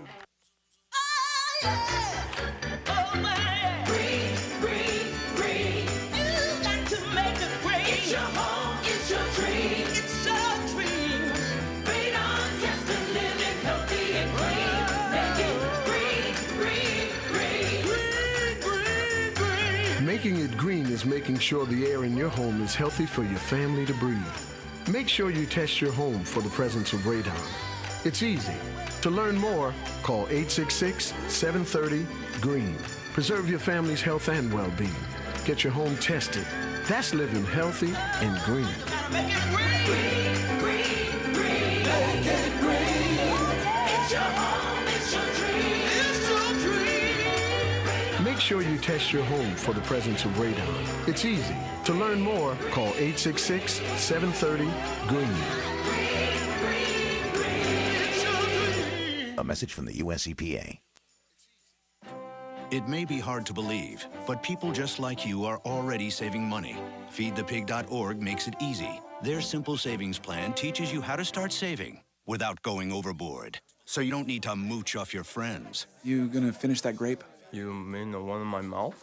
You don't need to stop buying the necessities. What you're smelling is a natural musk. Ew. You don't need to be a medical test subject. How do you feel? Mostly okay. Sometimes, though. You don't need to get a second job as a stuntman. We need a new stuntman. Let's break for lunch. You just need an internet connection. Don't get left behind. Start your personal savings plan with the tips and tools on feedthepig.org. That way, you don't need to sell your soul to the devil. $15 is the best I can do. All right, deal. Brought to you by the American Institute of CPAs and the Ad Council. Hold up! Whoa, whoa, whoa, whoa, whoa! Get out the way, get out the way, get out the way, yeah! Yeah! Get out the way, get the up out my way, yeah! And welcome back inside the Extra Point here on WEGL 911 and Eagle Eye TV. Hello, everybody. Jared Dillon, joining me in the studio is Jacob Hillman, Javon Cutler, and Bay Marks as we now head toward the Group of 5 championship games. And we won't go through each one of them, but I want you to give me which one you're looking forward to the most. I mean, I think the obvious one is the ranked matchup. Cincinnati, Memphis. With that being said, Cincinnati, I don't know if they had their quarterback this week, like they had their backup last week. But this is such a weird game because they played last week. But that seems to always happen in the AAC. It's hard to beat teams twice, so what does this mean? Well, if Cincinnati still has their backup quarterback, I still don't think they have a chance. Fair. Picking Memphis. The thing is, Memphis has a lot more to play for because I don't think Cincinnati would get into the New Year's Six Bowl if they won. I think that'd be go to Boise State as long as Boise State handled Hawaii. Whereas Memphis, they win, they're going to be in the New Year's Six Bowl. So that's where I think Memphis has more to play for. They're going to get backup quarterback. They just beat them. They didn't beat them in week 6. They beat them 7 days ago. So I'm picking Memphis there. And I'm looking forward to it just because Auburn, if they got into the Cotton Bowl, that'd be their opponent. Yeah. I mean, and that'd be a fun matchup for Auburn. Nope. What? Group of 5 teams no. Those are not exciting. Because it is a lose-lose. If you win, you should have won. If you lose, you get made fun of a lot. But no, I don't want to hear it. But the last time Auburn played Memphis, which which nobody cared about, but we ended Paxton Lynch's NFL career before it happened. Just like that. I don't want to hear it. By the way, when Florida State plays in the Birmingham Bowl, are we taking a road trip? Well, we live in Birmingham, so we'll be there. It won't be much of a road trip. So I'm there. I mean, Jared, you can come stay at my house. I'm just saying, like, do I get to meet Pawpaw? Wait, is that his name? I thought it was Poppy or something. Poppy? Yeah, this is Poppy. I thought it was Pawpaw. He does live in Birmingham. You can meet you can meet him, the voice of the Huskies, Riley, the best holder in the state of Alabama. You can meet them all. Right. Where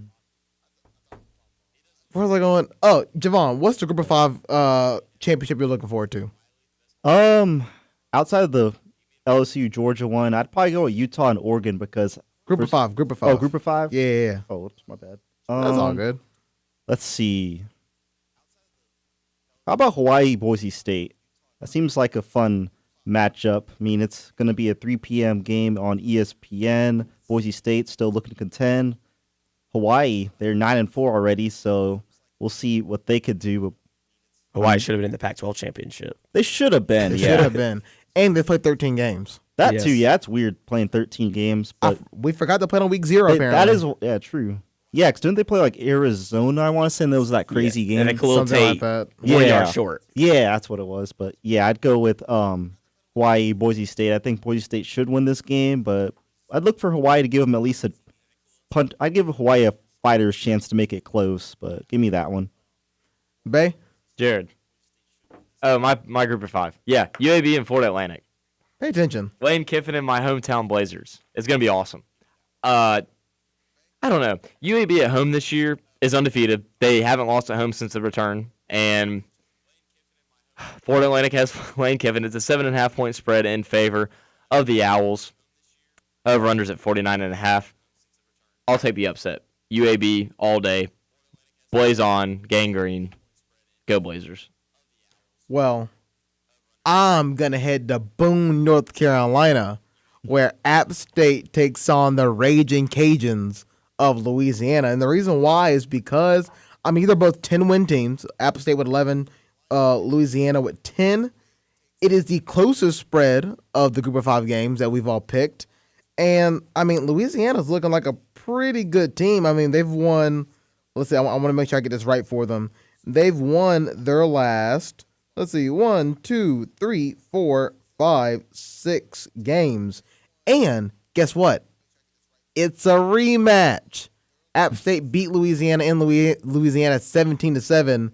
So the Raging Cajuns are raging to get revenge. I'm glad they're Louisiana now, not Louisiana Lafayette. Yes, they are not Louisiana Lafayette. Do not Lafayette. say the Louisiana Lafayette, or you will get a very sternly worded email. Yeah, Louisiana Lafayette. They take that very seriously. They take that very seriously. Come at me, Rachel. They didn't have a university or Louisiana university before that, did they? LSU was always like the number one university in the state. There is Louisiana. There's Monroe. Are they the? Yeah, but that's like UAB, University of Alabama at Birmingham, University of Louisiana at Monroe, Or like Auburn University of Montgomery, or University of Alabama at Tuscaloosa, or UAT. Hey, what? That was nice. University of Alabama at Huntsville. I don't know. Are we just naming colleges right now? Well, I was gonna get some analysis, but we can. No, App State. They should not have lost to Georgia Southern. No, they should be 12-0. Let's go Eagles. The only Eagles flying around these days. Oh, by the way, the high school championship game that I was working yesterday for 5A, Aria, this girl. She sat there for like 10 minutes. She sat there.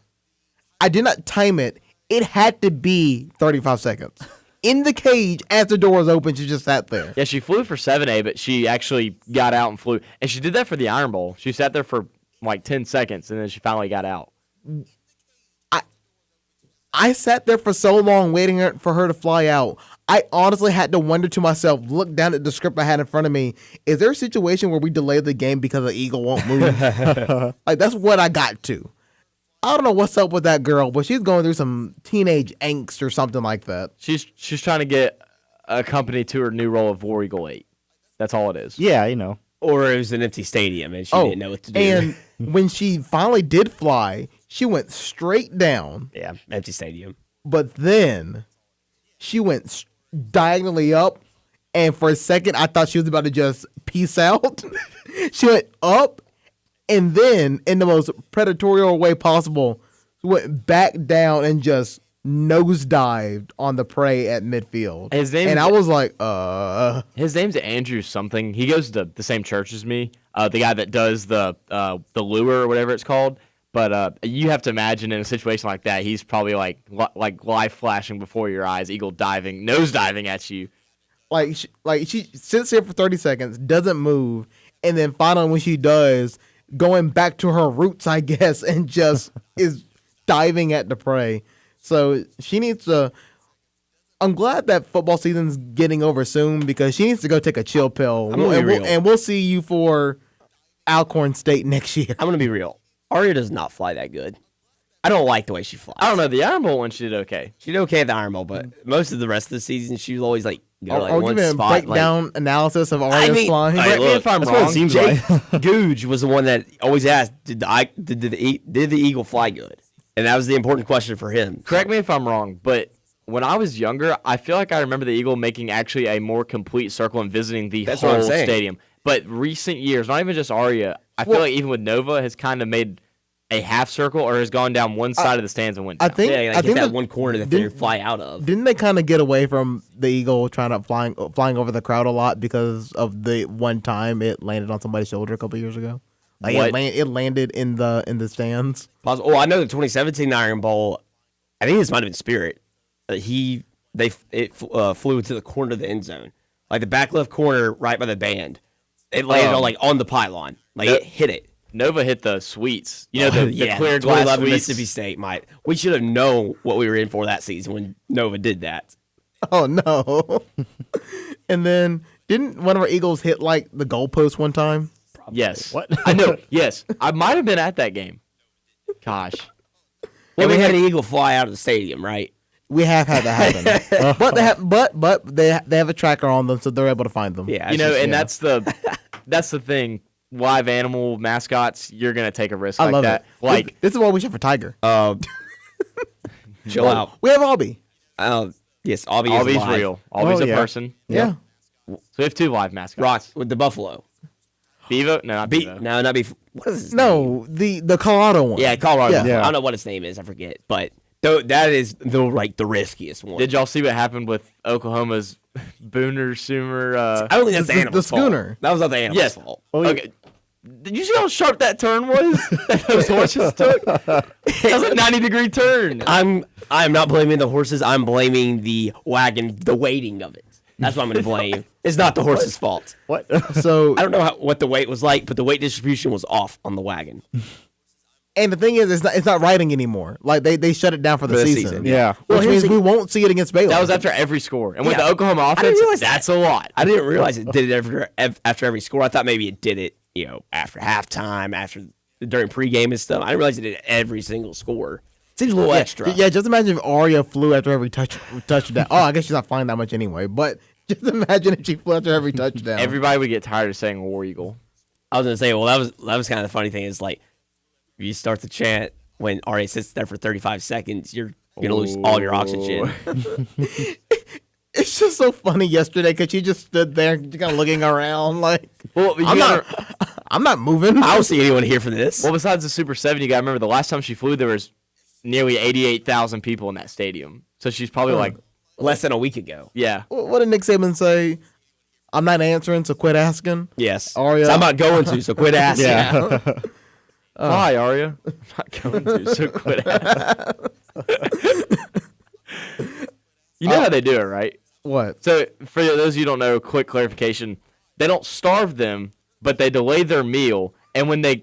Just listen. I like how you worded it. That is what people say. People say they starve them. Like, PETA and them were like, they starved the animal. Oh, babe, great job. PETA entered the chat. Oh, they don't starve them, but they delay their meal. And the way it works is they put them in the cage, they release them, and then Mr. Andrew, when he gets on the field, when he throws the lure, they train them. I took psychology last semester, and this is how I knew this.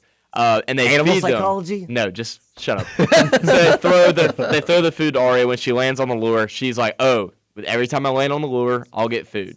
That's how psychologically she gets trained. And then they strap her it's like a dog. Yes, it's like you sit, you get fed.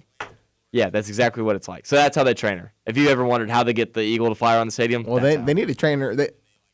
I was going to say something, but that would be a very bad sentence to say. They need to delay her food more or something like that. I don't know. So she won't sit in her box for 30 minutes or 30 seconds? Well, I have to imagine they probably haven't been, they probably didn't delay her food for that. Like, it's not that important. That's why. Mean, to be fair, she's also, they fly each game, and that was her third game that day. Yeah. So, homegirl, fine. She flew during a 1A game? Of course. That's the most important one to fly at. What? I wonder if they've ever if that's ever happened where the Eagles sat in her cage and she just never came out. They just shut the door and just take the box down. That's what I thought was going to happen. I'm like, oh well, she ain't moving, guys. And then they'll just do it at halftime or something. I don't know. Wow. Let's go ahead and go to our next break. What a great segment. Yeah, what a great. So about Arya. Breaking down Arya's flight patterns. We're going to go ahead and head to our next commercial break. And we come back, we'll wrap up the Extra Point here on WEGL 91.1 and Eagle Eye TV. In my hands, I did half a Zan, 13 hours till I land. Had me out like a light, hey, like a light, hey, like a light, hey. Slept through the flight, hey, not for the night, hey. 766. Oh yeah, oh my, green, green, green. You got to make it green. It's your home, it's your dream, it's your dream. Radon test and living healthy and clean. Make it green, green. Making it green is making sure the air in your home is healthy for your family to breathe. Make sure you test your home for the presence of radon. It's easy. To learn more, call 866-730-GREEN. Preserve your family's health and well-being. Get your home tested That's living healthy and green.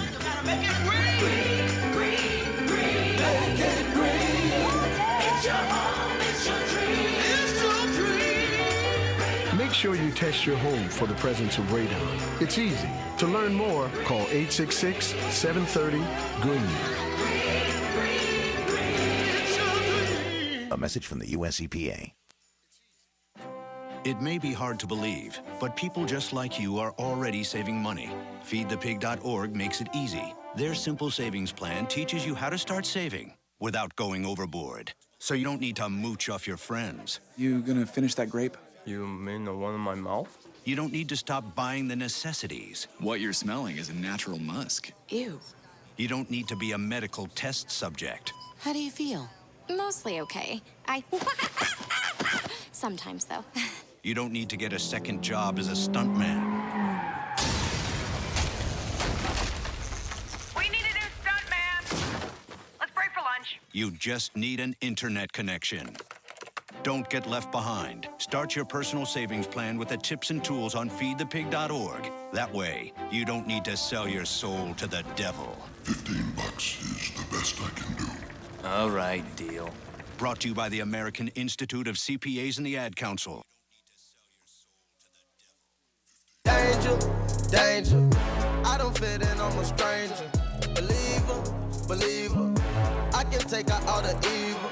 Empowerment to all my people. I can prove to you And welcome back into the final, let's see if I can do math right, 11 minutes of the Extra Point this semester, at least our regular season, until we get to next. I didn't turn your mic on yet, but you'll live. Until we get to next Thursday. Yes, it's Thursday. That is the time that's been designated. Next Thursday, 2 to 6 o'clock is what we're going for. The Extra Point War Games is what it's being called. As we pick every single college football game. Even if everybody doesn't get on the show, we're going to get a big old Excel sheet with all the games and everybody's picking. And we're going to see who comes out on top. Games have different weight. So I think we're doing like group of 5 games or 1 point.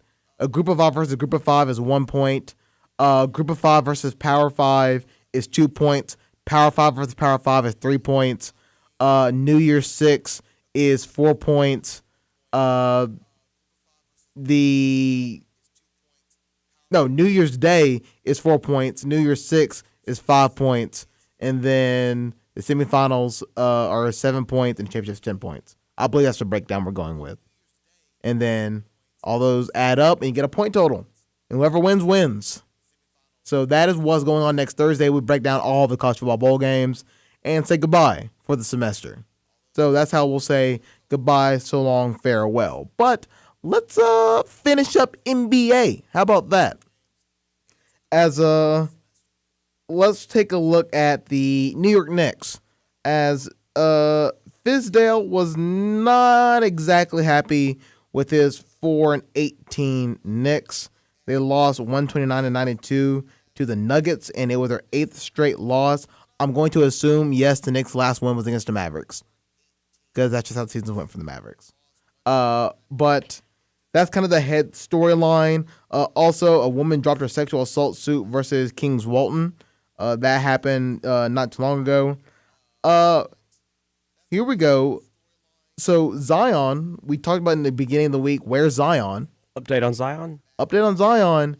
He's slowly getting more active with the team. He's doing team activities. Don't know if it's court related, like if he's on the court, but he's working with the team. But they did come out and say that when he returns, he's going to do no back-to-back games. Which, I mean, the whole season? I think just for now until they feel pretty good about him. So he better play on Christmas. David Griffin, the Pelicans vice president of basketball operations, said Williamson's return to the floor will be heavily monitored. He will very likely not be asked to do back-to-back games initially. Just want to see him on Christmas. You may get your wish. So there's that. The sources say that Blazers are going to make Melo's money guaranteed. It's Melo time all the time now. He's Melo been carrying time. them. The That's Blazers. that's a big deal because now that the money is guaranteed, if they do want to just cut him, at least he gets the bag, right? Yep. Yeah. So I mean, it seems like Melo may be on the roster for at least the rest of the season, at least, and lead the Blazers to the NBA championship, which I'm going to assume is going to happen. Will they even make the playoffs? Probably not. Right A now, they're man not can looking too hope. good. A man can hope. So we got some interesting games going on tonight. Some big ones going down. If you like to see the bottom of the barrel, Golden State taking on Chicago. That should be a lot of fun. Clippers, Bucks. That will be a lot of fun. The Lakers are playing against Melo and Dame, and guess what? The Lakers are only 4.5-point favorites. I'm telling you, it's that Melo magic. Yeah, I say it's not looking good. They're only a game out of the playoffs, right? Yeah, they are. They were a lot lower a few weeks ago. So, hey, you never know. Denver taking on Boston. That's on ESPN. Some really good late games. As, go ahead and get your split TV set up. Got your NBA games on one. Got your Pac-12 championship on the other. What else is going on in the NBA that we need to touch on? Not everybody at once. Yeah. Or we're just checking out for the show. I mean, we got 5 minutes. I'm looking at the headline, and there's not much. David Fizdale calls Nick's effort in the latest loss sickening. I mean, have you been watching the last few years, Fizdale? Because things been pretty sickening for a while. I mean, Knicks have lost 8 straight. Yeah, I mean, it's. I don't know what's gonna fix the Knicks, to be quite honest. Fix a new entire front office. Yeah, a new front office. A lot of change. Clean house. Now the thing is, I literally think team needs to be so. I don't know. That might be an overreaction, but GMs, the higher ups that are making like these decisions to sign Julius Randle when other teams are getting Kevin Durant, Kyrie Irving, those guys need to be gone. And I mean, the way the lottery works, there's no guarantee the Knicks even get the 1 pick anymore, right? We saw what happened last year. Last year, I remember when we saw the pick, the edit with KD, Kyrie, Zion, and they went 0 for 3. And now, I mean, the funny part is the Warriors could slide in front of the Knicks at this rate, where things are going, and watch the Warriors end up with the number 1 pick, and watch them get James Wiseman. And God help everybody who stands in their way. As we have about 4 minutes left, instead of talking about the NBA, let's talk about this semester. What's been the favorite part of the show for you guys? That's a question you just threw on us. Yeah. Not everybody at once. I think specifically to this crew, when we named each other NBA players, and you gave Hillman JJ Barea. Oh yeah, that was everyone pretty got all funny. these superstars, and Okay, I'm JJ look. Barea. And then I gave you know what? Jared freaking, I gave you Steph Curry, and Carter said, that's because you kiss his butt. I'm like, well, no, what do you even hear? Like, why I gave his explanation. All right, let's be honest. The extra point uncensored. Jacob, you got JJ Barea because I need to find a short white guy. Yeah, I know. That's obvious. Javon, what was your favorite moment on the show this semester?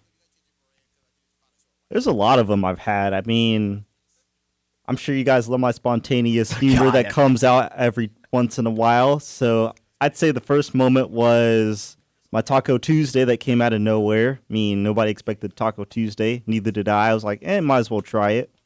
It's the Falcons rant. The Falcons rant. Falcons Second. rant. That's a close second. Yesterday we were playing your Dallas Cowboys Oh, yeah. part that happened the other day. Oh, yeah. I think today actually might be up there too. Your Cowboys rant, that definitely made it up there. Yeah, we're about to have to go back in there and watch that segment in full because it was. Good I Lord, don't that even was- remember what I said.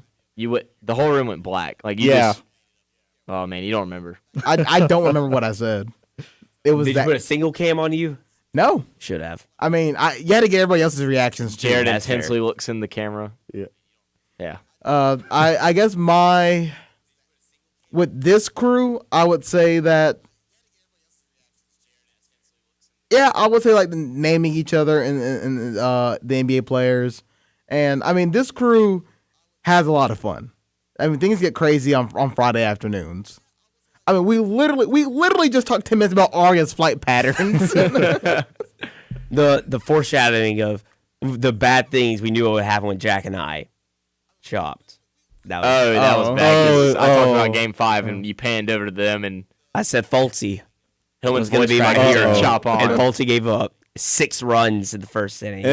I remember sitting in class as my phone keeps vibrating.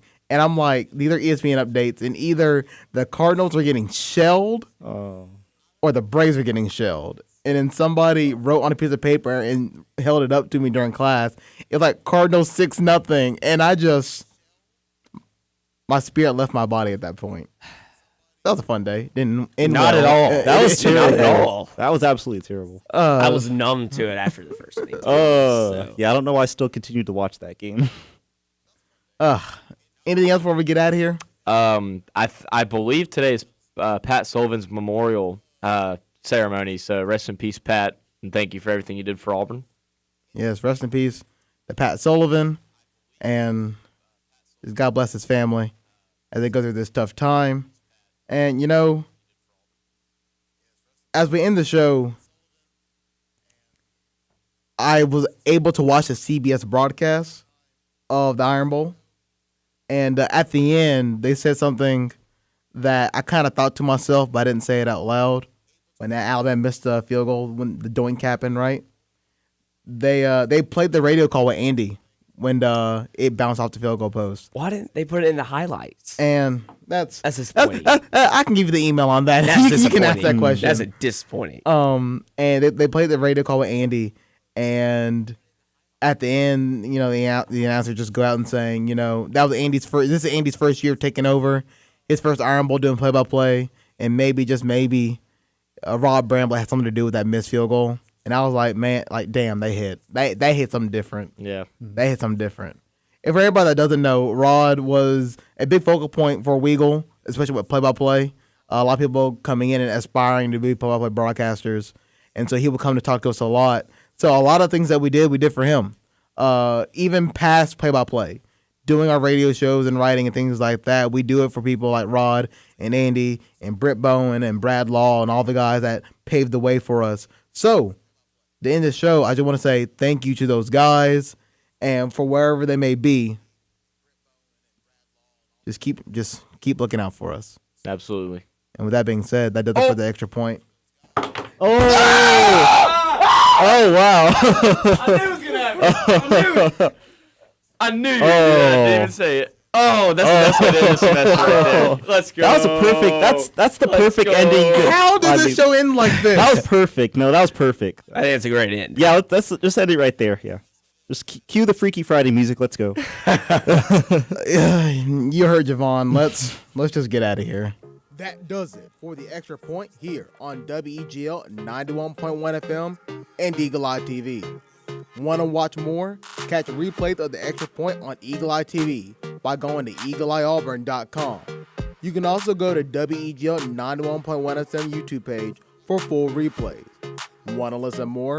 We have you covered. Tune in to Spotify, iTunes, Stitcher, or SoundCloud and search WEGL 91.1 FM for more of the extra point and other sports content. Stay up to date with the latest news and sports by visiting WEGLFM.com. The Extra Point, bringing you the X's and O's from around the plains of Auburn and around the world of sports. Auburn's best sports talk radio show, Auburn's only sports talk TV show. Watch and listen live Monday through Friday from 10 a.m. to noon. WEGL Sports, where every game lives.